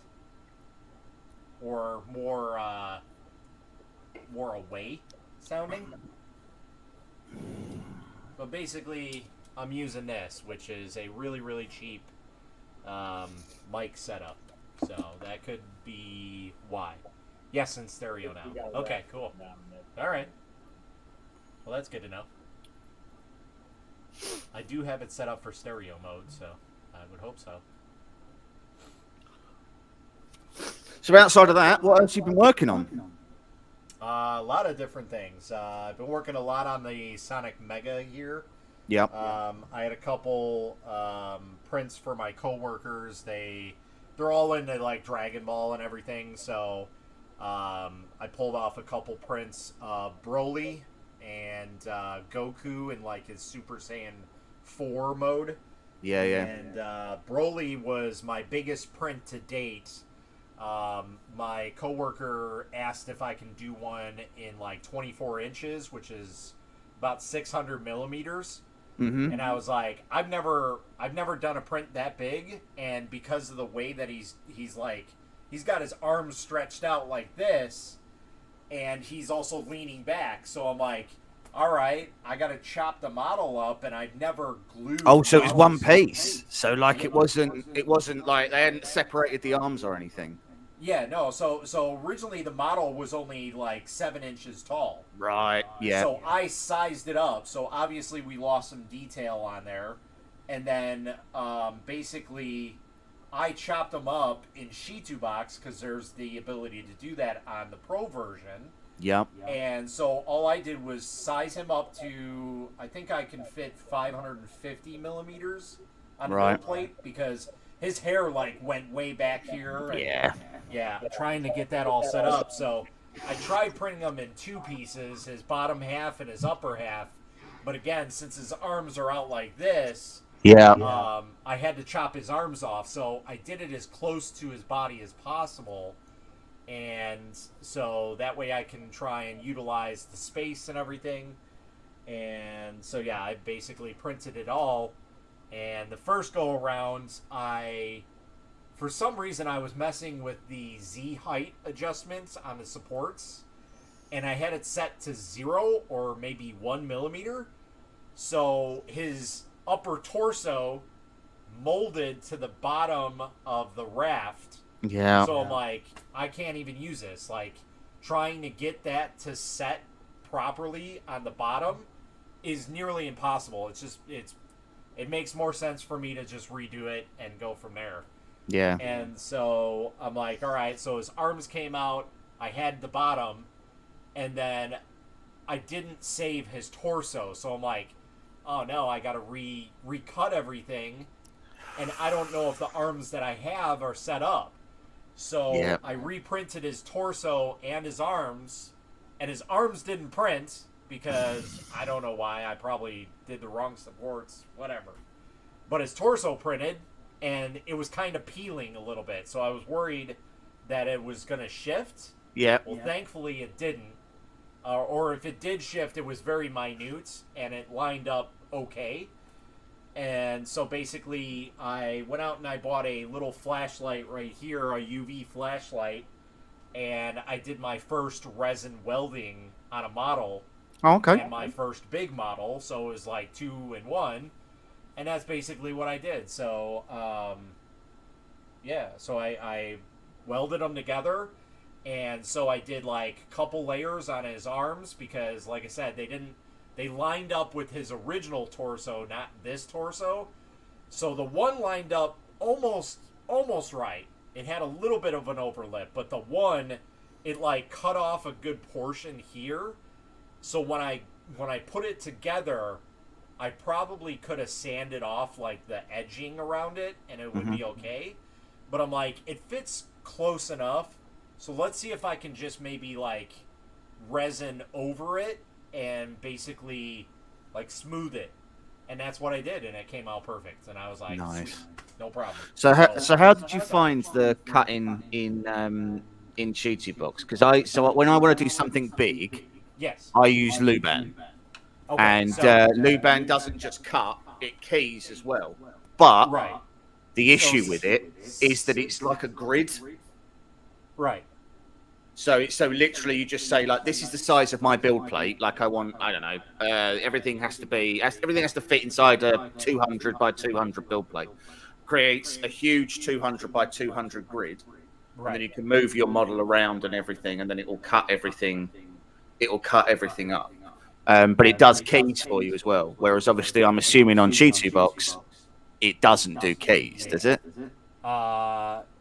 You're talking about like the pegs to like yeah. So like a hole and then a peg for it to locate and for it to sort of like yeah. So it's got the puzzle piece feature, but I don't know how to properly use that. So to touch off of that model, it's also was a hollow model that I did, a Broly. Right. So okay. So basically, it was a triple threat for me. I've never done a model that large. I rarely do hollow models because they're just a disaster. And so many things can go wrong if you don't support just the slightest little thing. You can have major warping. Yep. And then also, welding it together with resin. So somebody was talking about, I guess this looks like it has the Octopus MB board in it. I don't really know what that is, but okay. So the Octopus Motherboard is the one from Big Tree Tech. So the Octopus was designed for, if it is that board, the Octopus was actually designed for the Voron. Gotcha. So it's brought out for that. One. So it's got like a ridiculous amount of stepper drivers in it because a Voron 2.4 has 4 Zs. And then an A and a B motor because there's no X and Y on a Core XY. So and then an extruder. So basically, like I said, it's an over the board for that machine. Yeah, 100%. So. If it's an Octopus board, the Octopus board is I think it takes. So I'm pretty sure the Octopus board can take like 8 or 9 stepper motors all in. And then it interfaces directly with a Raspberry Pi. So there's a GPIO out that you can line it directly in, so that you can run Clipper, and you can run all that from like Mainsail or something like that. Gotcha. Hey Matt. What's up? All right, so we're gonna go back to Shooty Box Pro. Yeah. Yeah, and I'm just basically, like I said, I just did the cut feature, and then when I tried to utilize the puzzle piece feature, it did not work at all. And so would it be easier, though? Would it be easier to cut it first and then hollow it? Yeah. Because if you cut it first, it would do the keys, and then you just hollow out where they are, and you could even put your drain holes inside the keys, so you never have to worry about Right. So that's what I originally did, but for some reason it just that is did not giant. work. That is So, massive. yeah, this is the photon mono, so that's why. Let's go back to the Sonic Mega. There we go. So Still that's massive. his normal size. Oh, that is So- big as well, isn't it? That's an Yeah. awkward shape and So everything. let's see. He's already at 161 millimeters tall. So Right. basically, I did him at 550. Oh, That's what he came out to be, roughly. Right. Obviously, probably lost some here or there, but yeah, about 20 inches, I'd say. So, but yeah, so over here is basically like all your information that you can do cuts, and you can do like X and Y cuts wherever you want to. You can you can move it wherever you want to, and stuff like that. But yeah, I tried doing the split model, but what happened is like it took like his mouthpieces off, so like all of his facial features it removed. Yeah. But it kept See, it's everything interesting else. as well because if you look at how much you scaled him, you can actually start to see the facets of the model coming out. You can actually start to see the polygons on his chest. Yeah, exactly. Yeah. So that's like somebody's like, oh, the model turned out terribly. I'm like, dude, I scaled them up an extra 400 millimeters. Like, Yeah. what do you expect? A lot of people really don't realize that when you scale a model, there really is only a finite amount of scale that you can go to before you start getting those artifacts. Because at the end of the day, you know, it's like trying to stretch a picture that you take on your phone, right? There's a certain number of pixels, and they're really densely packed to begin with. But as you scale it up and scale it up, you draw it out and draw it out, and the details start to not look smooth. It's a conversation I was having the other day about regular Cartesian machines versus like deltas, and why deltas are so much better at circles.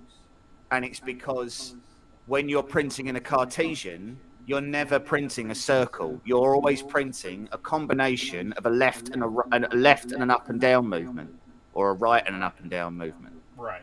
So it's only ever an approximation of a circle. It's never actually a circle. Whereas on a delta, it actually is a circle, and that's why it's so much smoother and so much quicker, because it's not moving left and right, or sort of left and up, and then, you know, it's actually moving in a smooth motion. Right.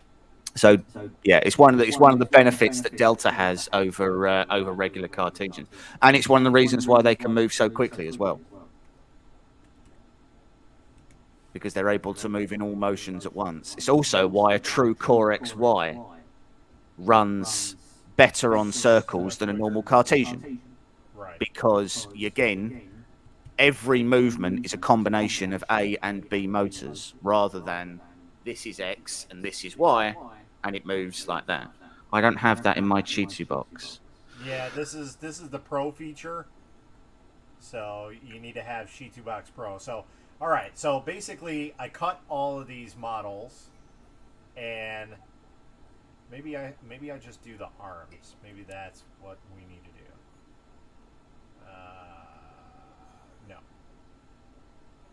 So maybe that's how we do it. Oh, it cuts them both. Well, no. Like, I cut them already. But, like, if I just did the split model, it literally had, like, 35 splits on here. Right. If you I'm not auto really split sure it. how this works. I have to look at that. So, like, here, it basically split something, because now we have 3 parts instead of 2. Oh, okay. So if you unselect all, can you move each one of those independently? Oh, you can. Yeah, Okay. Let's see. So, where's the 4th part? Where's that? Is it one of the hands? Is that one? There's that. Okay. There's that. And there's that one. So what's Where's that one? Number 4. Oh. No. No, I didn't. Where did number 4 go? There's no 4th part there. Like that's what I don't understand about this. So I have to do some more research on it, but There's got to be a way, because basically that's what they did, is they incorporated all of the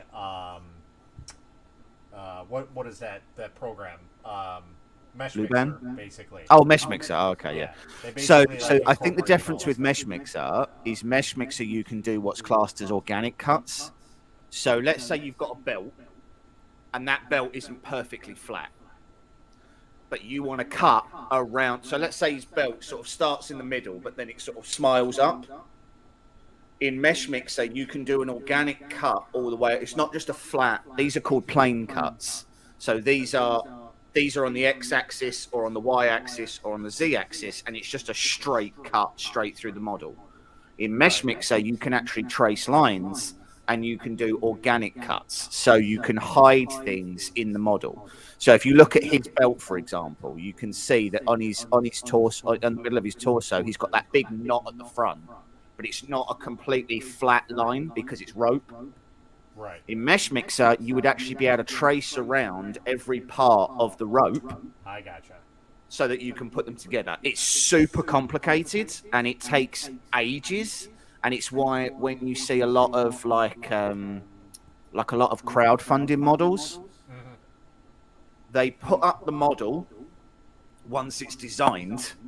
And then whilst they're doing the crowdfunding, they'll spend anything up to like 2 weeks in some cases going in and doing all of the cutting and keying as they need to, because it is such a pain. Yeah. Yeah, that's the one thing I need to learn in Shitu boxes is how to cut and key in the pieces, because the way that I'm going about it obviously is not working, so... I say, I mean, don't get me wrong, Luban's really easy to use, but again, it's just a grid system. So it's just I want a nine square grid, and I fit my model into that 9 square grid. I define how big the grid is, and then it just literally, like a cheese slicer, just slices the whole thing up like that, and it adds the keys in for you, which is really good. But yeah, I've had varying degrees of success with it. The biggest issue I have is when I mix resin and FDM, because the expansion and retraction of resin is incredibly different to that of the FDM prints. So Luban's quite good because you can change the tolerance in your keys, like how tightly they fit together. Yep.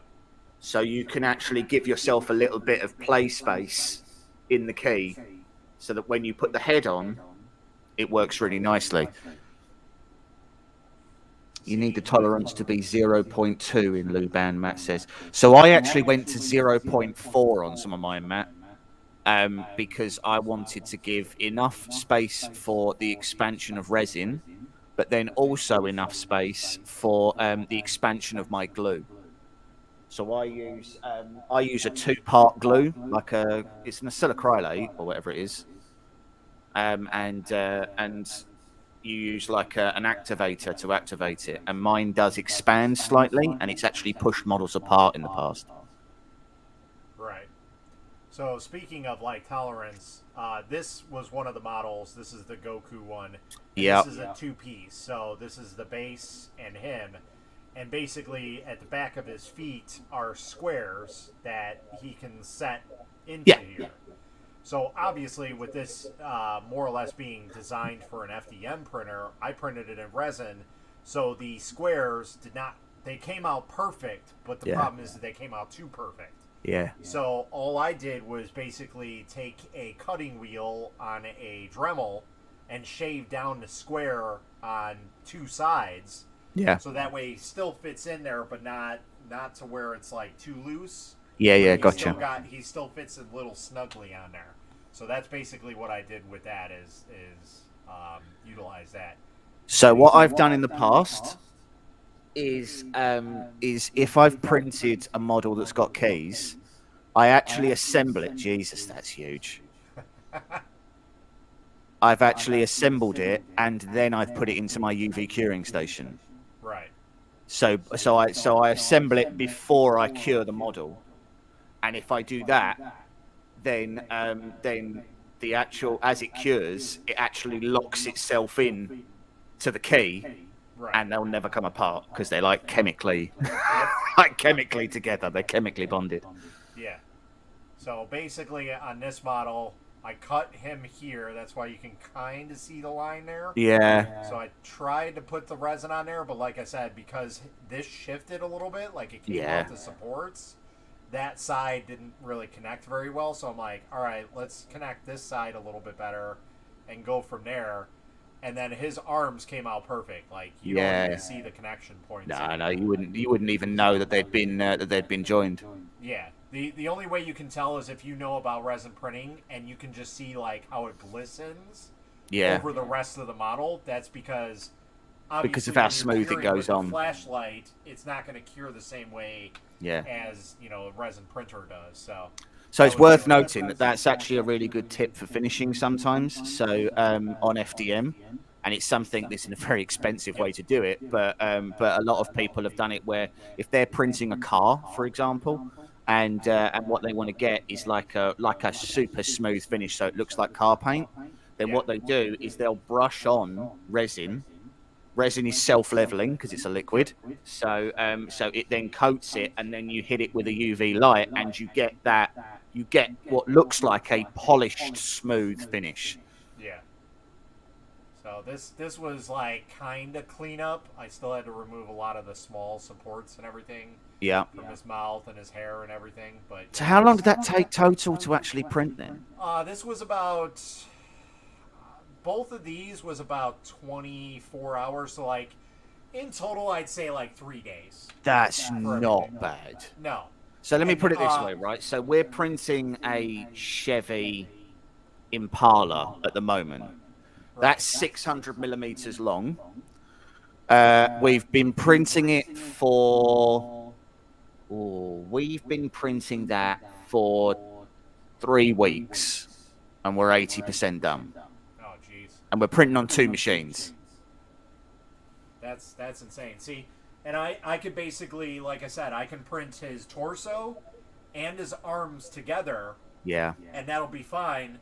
And then his waist and his legs were basically like the bigger part of it. Yeah. When that came off, that's a chunky piece, and even though it's hollowed, I think I had the walls at I had my walls set at like 5 millimeters, so it's still pretty thick for that. So yep. But I made sure to cure all the inside. I took my little flashlight, I cleaned it all out as best as I could. I ended up leaving some of the supports in there because I just couldn't get my hands down there. And I didn't have tools to get down there, so I was like, you know what? It's fine. It's good enough. As long as it's together, that's all he really cares about. So basically, I stuck my flashlight down there, and I held it on a string, and I basically went from his foot all the way and just kind of pulled it up slowly and cured it that way, and did both of his legs that way, did his arms and his head and everything like that, and yeah, then I welded everything together. So that's definitely something I really struggle with when it comes to hollowed out models. Like trying to cure the inside is something that I don't think a lot of people even think about. They just go, well, I'm curing the outside, so it's fine. And then a month later, they're like, oh yeah, my model's taken a resin poop all over my sideboard or something. Why is it leaking? And you go, well, because there's uncured resin in there, and you've then covered it in paint. You've just protected it. You've just protected it from all of the sun and UV light. I don't think a lot of people bother to cure the insides. The whole fume reaction that basically starts cracking everything. Yeah. So that's why I made sure, I wanted to cure every single piece of it. So I cured his arms, actually in the cure station, and did all that. And then his body and his legs, I cured with a flashlight because I'm like, I can get the exterior. I still did the exterior with my cure station. It was a pain, and I had to have it open, so there was UV light literally everywhere. But it cured it. And so I put him on the front, and then I turned him around and did his back, did all that, turned him upside down. And then to top it all off, after I even did that, I stuck him outside for, probably a half hour and just kind of repositioned him throughout the half hour to get the best amount of sun on him to make sure that he was 100% cured. Yeah. So, So again, Matt German says you need a small little light on the end of cable to Yeah. with a UV light. So it's interesting you say that. I can't remember who I was watching, but somebody made their holes in that they'd put in wherever they'd put them in. I suppose to put them in the feet or whatever. They made their holes big enough that they could actually sort of thread a UV like a little UV LED bulb up the leg, and then they could sort of slowly draw it out, curing the model inside. It's quite clever, but it obviously meant they had a pretty sizable hole at the bottom to fit a whole LED up there. Like. Yep. Yeah, and I just bought a whole LED set with they use like the CR2032 cell batteries, and they're already pre-wired and everything. So all you have to do is just wire them to the battery case, and that's it. So you could just use whatever you want. But thankfully, that model was big enough. I can fit that flashlight down his leg with no problem. That's how big he was. Yeah, well, it's a big model, yeah. Yeah. Like, I stopped myself halfway through because I got his torso, and then I got his right arm in, and then I welded his torso to his legs. And the problem is even though it's hollowed, for some reason that model, the torso part, or I'm sorry, the legs, no, it wasn't torso. The torso had a bottom to it. So it was a whole separate chamber. Right. So when I welded it, I was like, "Oh no, I forgot to cure his legs on the inside." I'm like, "This is going to be a disaster." So I actually had to take a Dremel and Dremel out that entire chamber on the bottom of his body and use it that way. And yeah, thankfully that worked. And I washed it all out and I cured it, and it was good. So. Are you sure that is a vase? Yeah, I'm not so sure it is. It's a very good question. Let's see. Is anybody else on the TikTok? Much brain. Okay. Sure. We're almost finished, though. We're at 97%. So if it is a vase, it's a very, very, very small vase. Yeah. But this printed fine. It's doing a pretty. I mean, on the camera, it's always hard to tell, isn't it? But it looks like it's printed pretty nicely. It's actually printed nice. This is probably one of the nicer models that I printed on any printer. Like, is it just the camera, or is there a little bit of ringing? There is, and I'll show that off. I'll get it on this camera because this camera will be able to focus on it. But here's the thing, like, I think it's the model itself.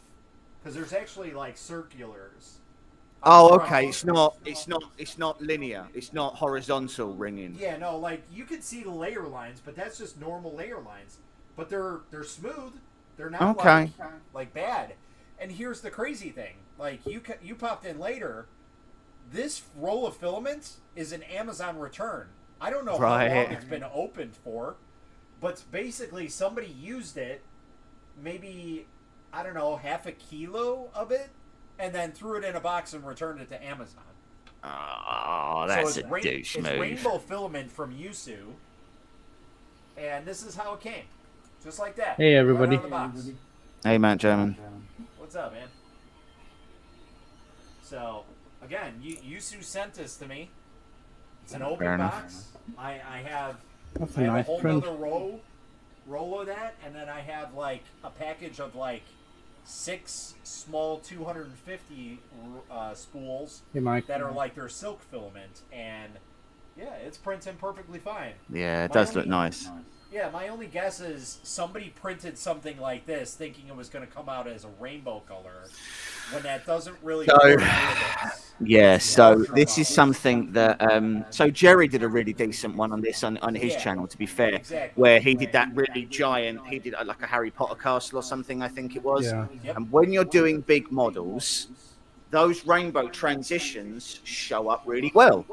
And but the problem is that if you do a small model, people somehow think that you get that same level of rainbow transition, Right. and you don't, because it changes every, I don't know, let's hypothetically say it changed every 4 meters.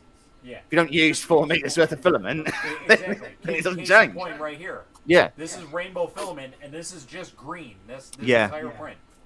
So there are actually some brands that will tell you the transition length of their rainbow filament. So if you're doing more small models, you can get one with a lower transition rate, and it transitions the colors more often, and then you're more likely to actually get something you look at. So is that just from the SD card? Yeah. So it's interesting that on their own SD card they still print on a raft. Yes. No. They On their always own do, profile. because in case anything is wrong with the printer, that basically has them like a. It's a safety blanket, right? Yeah, So exactly. if your glass isn't level, then a raft really helps with Will those fix it, imperfections. But really, it would only be if you were printing something over a decent size, like if they're that level of. Like if that small section is I'll unlevel. show you. Wow, that kind of looks weird. Yeah, it does look nice though. To be fair. Like, yeah, there's lines. It's almost in it, but silver. This is smooth. Yeah, but that's just extrusion, isn't it? It's just playing about with the extrusion. So here's the other thing. Okay, that filament is meant to be printed at 190 to 220. And we were printing at 180, so I'm surprised that it even printed at all. So a couple factors in that. It's an open roll of filament. I don't know how long it's been open or where it came from even. It's rainbow filament, which is a little tougher to print in my opinion. Yeah. And secondly, we were printing under its temperature, target temperatures basically. So. Silk can really go one or two ways. So silk can, you can see that Z scene, can't you? Oh, yeah. Yeah. I have that problem too with one of mine. I forgot to change it over. I will be back in 1 minute, Matt. I've just got a work call coming through. I'll be back in a minute. Here you go. Is it vacuum? One seam line, but on white you can't see it really well. Yeah, it's kind of hard. I'm making a little trophy for a friend of mine. I'm making the root little bananas. Ah, yes. I see that. And I'm gonna make some books. And I'll stack the books up and then put him on top of the books basically as a trophy. Nice. And this without support printed. Inside is all hollow.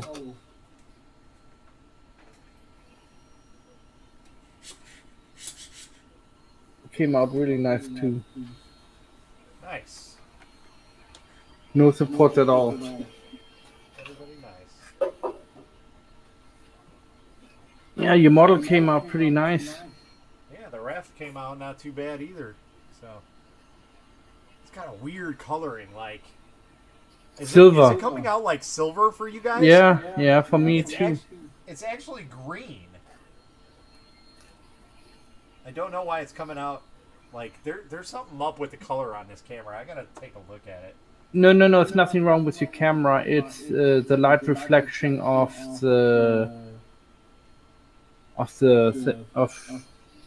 what you just printed. Yeah. Okay. Well, I set another print. We're going to do the other test print. We're going to do the Monkey King. And then we're going to do the deer after that once that's done. So, hey, have at it. Because you see, I have two different whites. And if you use a UV light, you see this one turns out to be a little bit reddish. Hold on, let's see here. Yeah. So, and this one is more of a glowing, Yep. So it doesn't, the camera changes the colors. Well, also the camera on this, the color is off a little bit because This chair shows I don't up think so. orange, but it's actually red. I So, think it looks a little bit yeah, dark it's orange. a little off, so it's not terrible, but... Alright, let's see here. We're going to do another raft, most likely. It's going down good. Didn't have to auto-level it. Hey, again. Kieran. How's it down under? We come from a land down under. Oh yeah, it's probably what? It's like 7 o'clock by you, Kieran. Kieran never sleeps, Hey, join the club. like me. Thanks, ADHD. Have you thought about using L-wire? I have not thought about using L-wire. I don't think that they make it as a UV light. Not too bad, $1,700, so that's $13. How about UV fiber optics? Yeah, so that was another thing that I saw somebody use once was fiber optics, and I was like, wow, that's really cool because I mean they're super thin, and know. they can basically go anywhere. So you can group probably 30 of them together, and they'll still be smaller than an LED light. So Maybe. yeah. So that's another thought. The other thing was I was gonna see about maybe reaching out to Frozen and see if they would send me their new UV light kit because they have like the dual like flex lights that are UVs, but I think they're a little bit bigger than what I'd like them to. So. Matt, for it being straight out of the box to printing is phenomenal. Yeah, it's I'm quite impressed with it.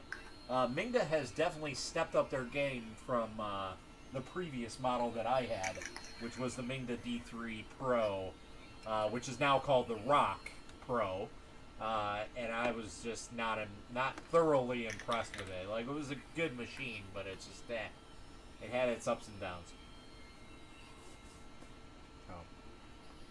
So, yeah, that's what, 5 o'clock by you, Kieran? The only reason I know is because I used to live stream with a guy who lives in Australia. And every time I go live, he'd be like, just getting off of work. So, because I always live stream at this time of night.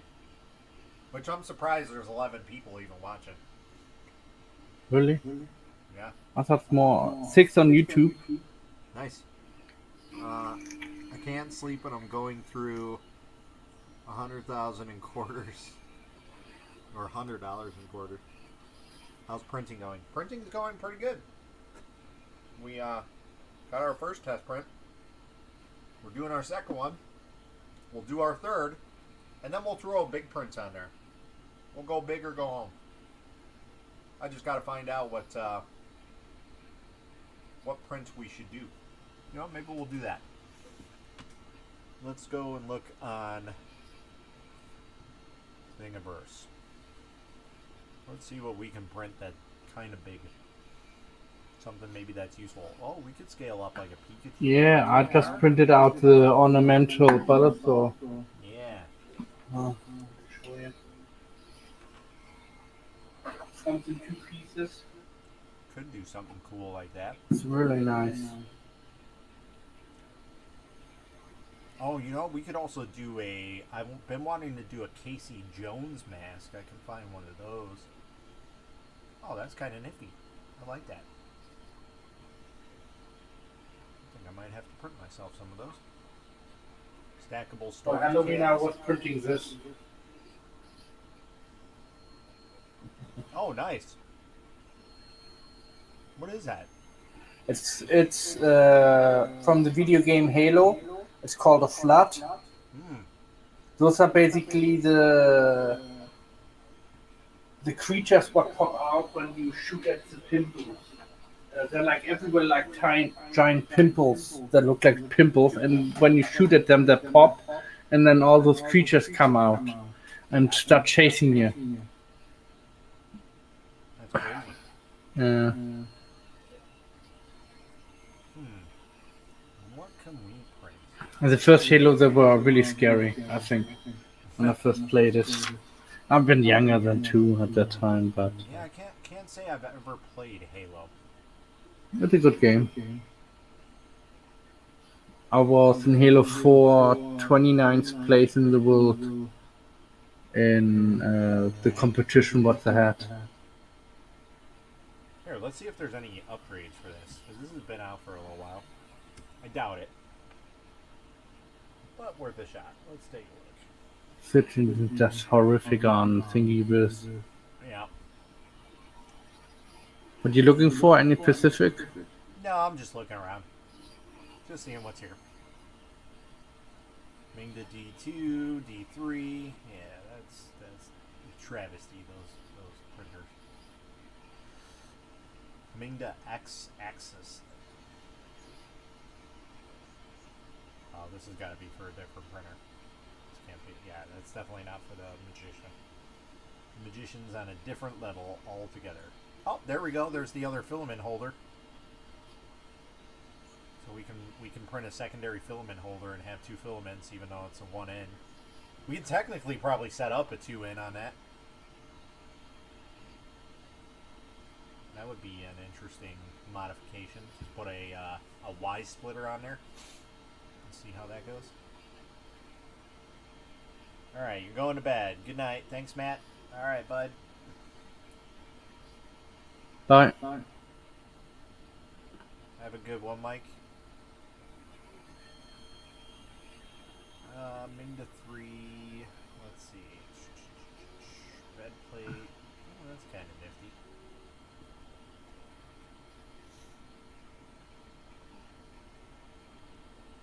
Yeah, looks like there's not really anything on here for the...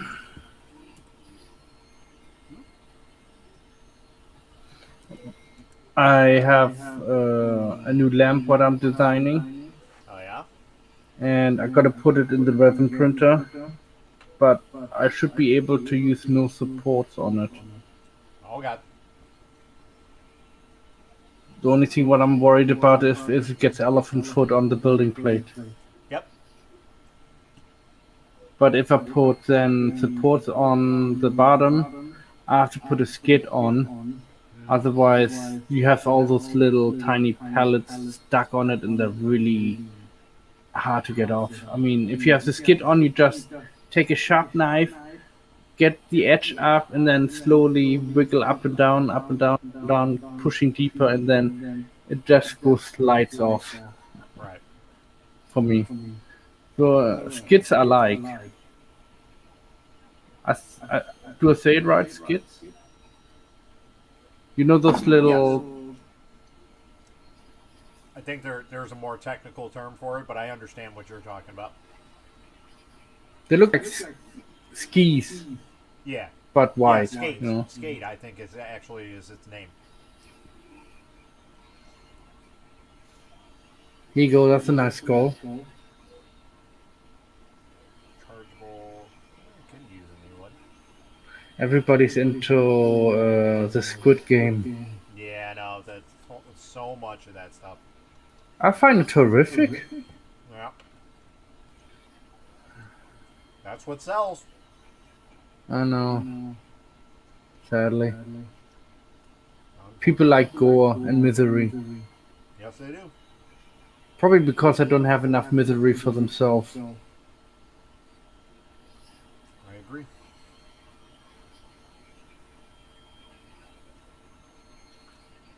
Oh, that would be cool to resin print that. Graveyard. We're going to save that one for something else. How did you save it so quickly? I didn't. I just put it in a different tab. Alright. Because now you have to wait 5 seconds. Yeah, I mean, I can just go in here, click on this, and then download, and that's it. It's there. Alright, now it's downloaded. Done.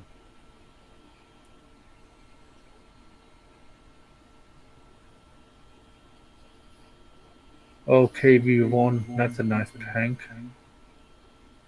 This tank right up there was introduced. The Germans almost had no um, tanks to go against it. Only the newest Tigers would be able to go against it because the armament was reflective and very sick to armament. What was the other thing? Also, a few were captured by the Germans, and the Germans actually used it against the Russians. So, That's lovely. yeah. Well, it proves that the Russians designed something, But the German later on in 1942 and 43, they came out with new tanks, and they came destroyed that type of tank with no problem because they had a 88 mil cannon on it. Right.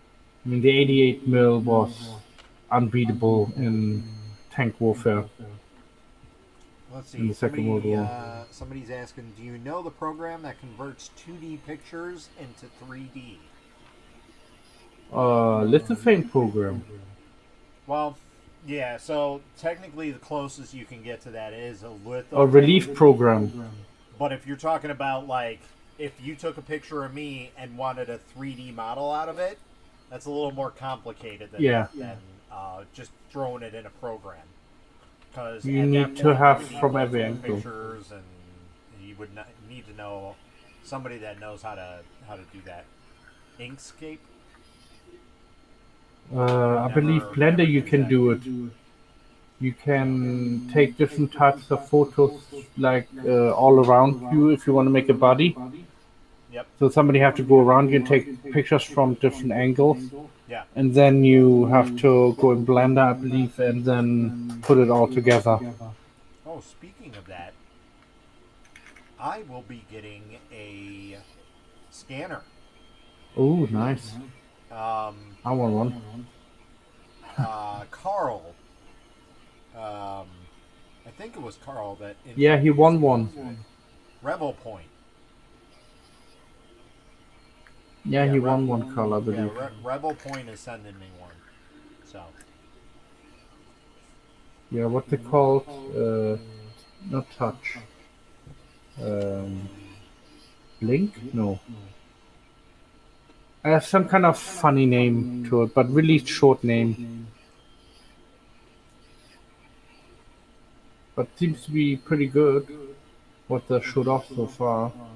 Yeah. Especially the details on little things. So if you have like a miniature figurine, you can scan the miniature figurine in without a problem. Because some scanners, they can scan only large items. And then some scanners can only scan small items, but there's nothing in between what can do small or large. So far, what I can see, what's out on the market. Right. That looks good, the miniature pirate. Calculate it's and just a everything. What's the name of it? I have to check it out. The what? The miniature big trihorn head. Okay. But it's just a hat. It's not. Alright. This is a 10 times Lego tricorn hat, so it's a big figure, not a minifig. Looks But I'm cool. looking for this. I want, let's see, Lego skeleton? Yeah. Let's take a look at that. There we go. Yeah, there's several skeletons, but you have to be careful. Some of them do not work properly. I printed like 2 or 3 skeletons out, and they didn't fit at all. Hey Vince, how are you? Morning, guys. Good morning. Yeah, I just woke up. Lucky you. Well, I got the night shift tonight, so. Oh boy. That looks pretty decent. Yeah, this one looks pretty good. That is ridiculous. But hey, oh my god, 26 pieces. Wow. Wow, that's a lot of printing. I don't know if I want to do that much, but it's worth a shot. We can take a look.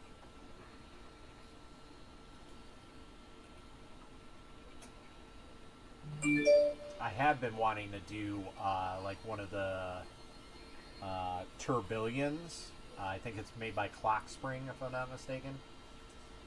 But that's a very intricate print.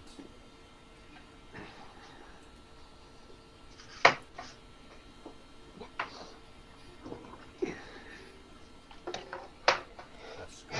I just finished a print. Oh yeah. Cool. How did it came out? For my fan. Oh, nice. So it's gonna be on the table like this. Looks good. Yeah, I still have to clean it up.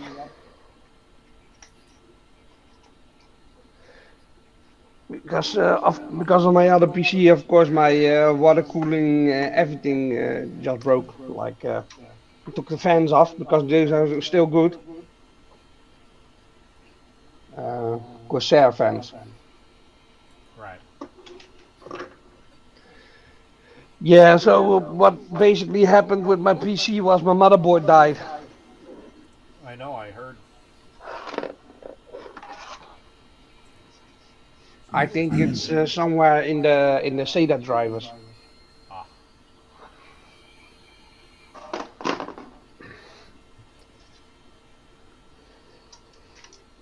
So I'm looking for a new system to build, but I don't know which processor to get. Time for a thread ripper, baby. Whoop. It's too expensive. Yeah, it is. I'm still deciding between AMD or Intel.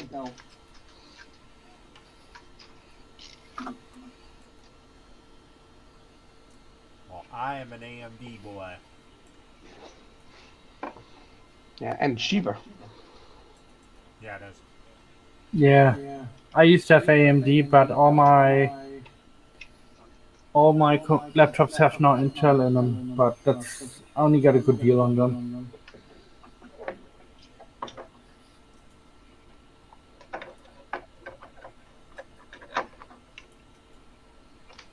I actually bought 5 laptops and I upgraded them with memory and hard drive. And yeah, they were working very fast, still working very fast. And 2 of them are sold. Well, one I gave away to my ex-girlfriend 2 weeks before we broke up. Oh man, made me angry. Yeah, I bought her a new iPhone 2 at that time. Oh man. If I knew that, I wouldn't bought that. I got stuck with the payments, you know. I was looking for maybe getting an i7. That's a good one. That should be good enough. Um, That's what my laptop has. what is it?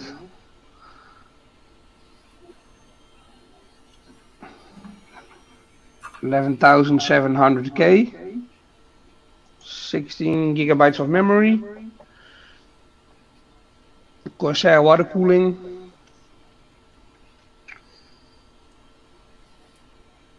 Let's take a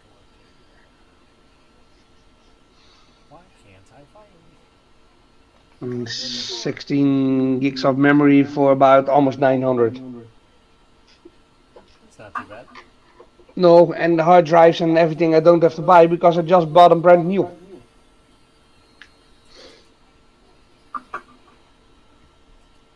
And I have to look for a power supply. 750 or better. Yeah.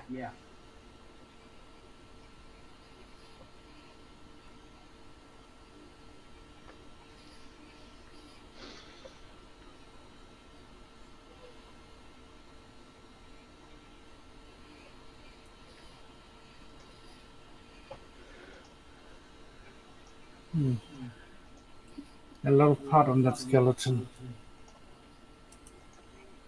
The Lego one. yeah. And it looks pretty good, but nothing for me right now.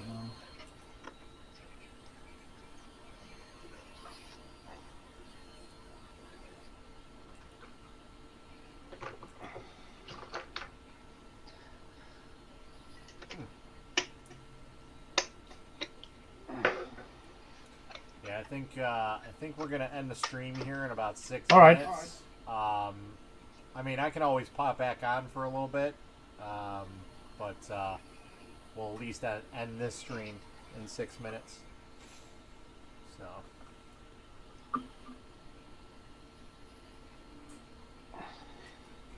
Oh God, I hear noises. What's going on? Are you not liking your temperature?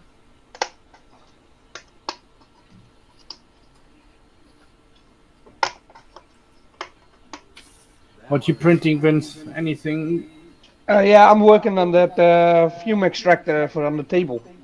So Yeah. this is the front case. Okay. These are my old fans from my water cooling. So I've got a 3 amp power supply laying around. I'm gonna build it in here with a switch. Because I need a fume extractor for my soldering. Yeah, I don't solder that much, so I don't really need one. Yeah, I still got to solder that case that I was building for my son for the rocket launcher. So, and I was looking for this one. You build it to scale, right? The rocket. Yeah. So I have to start soldering, but I wanted to do that last week. But I started my new job, and because of all the different hours. You do night shift right now, or? Yeah, tonight, tomorrow night, Wednesday got a day off, and then Thursday, Friday mornings, and then Saturday got a day off and work Sunday again. Nice. Coming to a Saturday show, Jerry? Yeah, I think so. It's hard sometimes to get a word in. Yes. Yeah, no, but it's fun. I like the streams. Yeah, so I've been basically working on this one and finishing up some projects. And of course looking for a new PC. And working on my driver's license. Yeah. I don't know if you've seen it earlier. No, I fell asleep in the beginning of the stream because I was so tired. I'm making a trophy. I'm printing right now some books out on the printers. They're gonna be like little drawers. And I'm gonna use epoxy glue on this, put a couple, like 3 books, and then I put that one on top of the book. Is that one of those bananas? Yeah. Cool. Because you see, I do it for her a banana because she's afraid of bananas. So, Yeah. and I don't know yet. That's basically the community what I'm in. We came together and say we should make something and say something like on the bottom, only the banana's more afraid of you than you are of that, or something like that. Matt, one of those battery dispensers, you have to watch out with those. Because I printed a couple of them and they didn't work. Yeah, there are tolerances on them. Yeah, that's not the only thing. The problem is when you got your batteries, I can show you. When the batteries lay like this and they roll down, they have to be flat on the bottom side because they are crooked, so the batteries will fall like this in them. Yep. So you have to look because there are a couple of wrong ones on Thingiverse.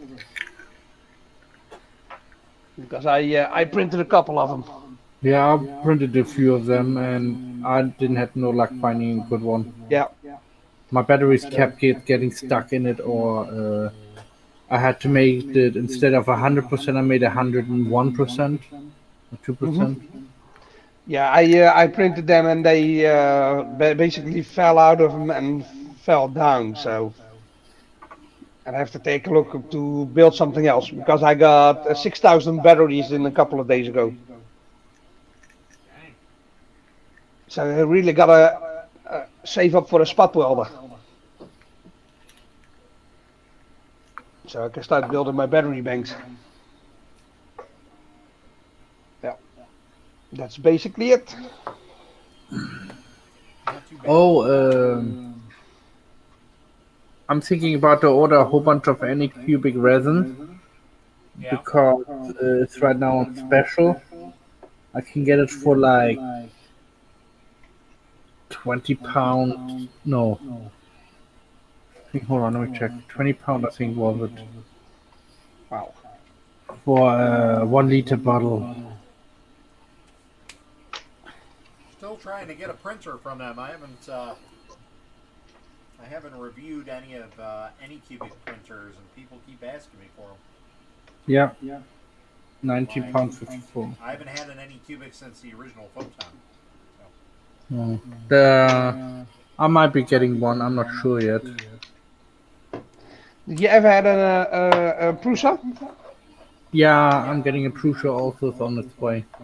Yeah, Okay. I used to have an MK2, which was a fantastic Prusa Mini. Yeah. Yeah, I was looking into that, but I think they're pretty expensive. 400 quid. The minis are good price, but yeah, for an MK, Yeah. they're 700, expensive, 800 quid. but you get what you pay for them. MK3 or something. Yeah. Yep. Yeah, well, set me back about 800. Yeah, That's for the kit. Yeah.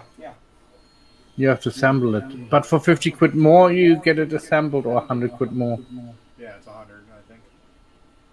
The Mini is, I think, 50 quid assemble.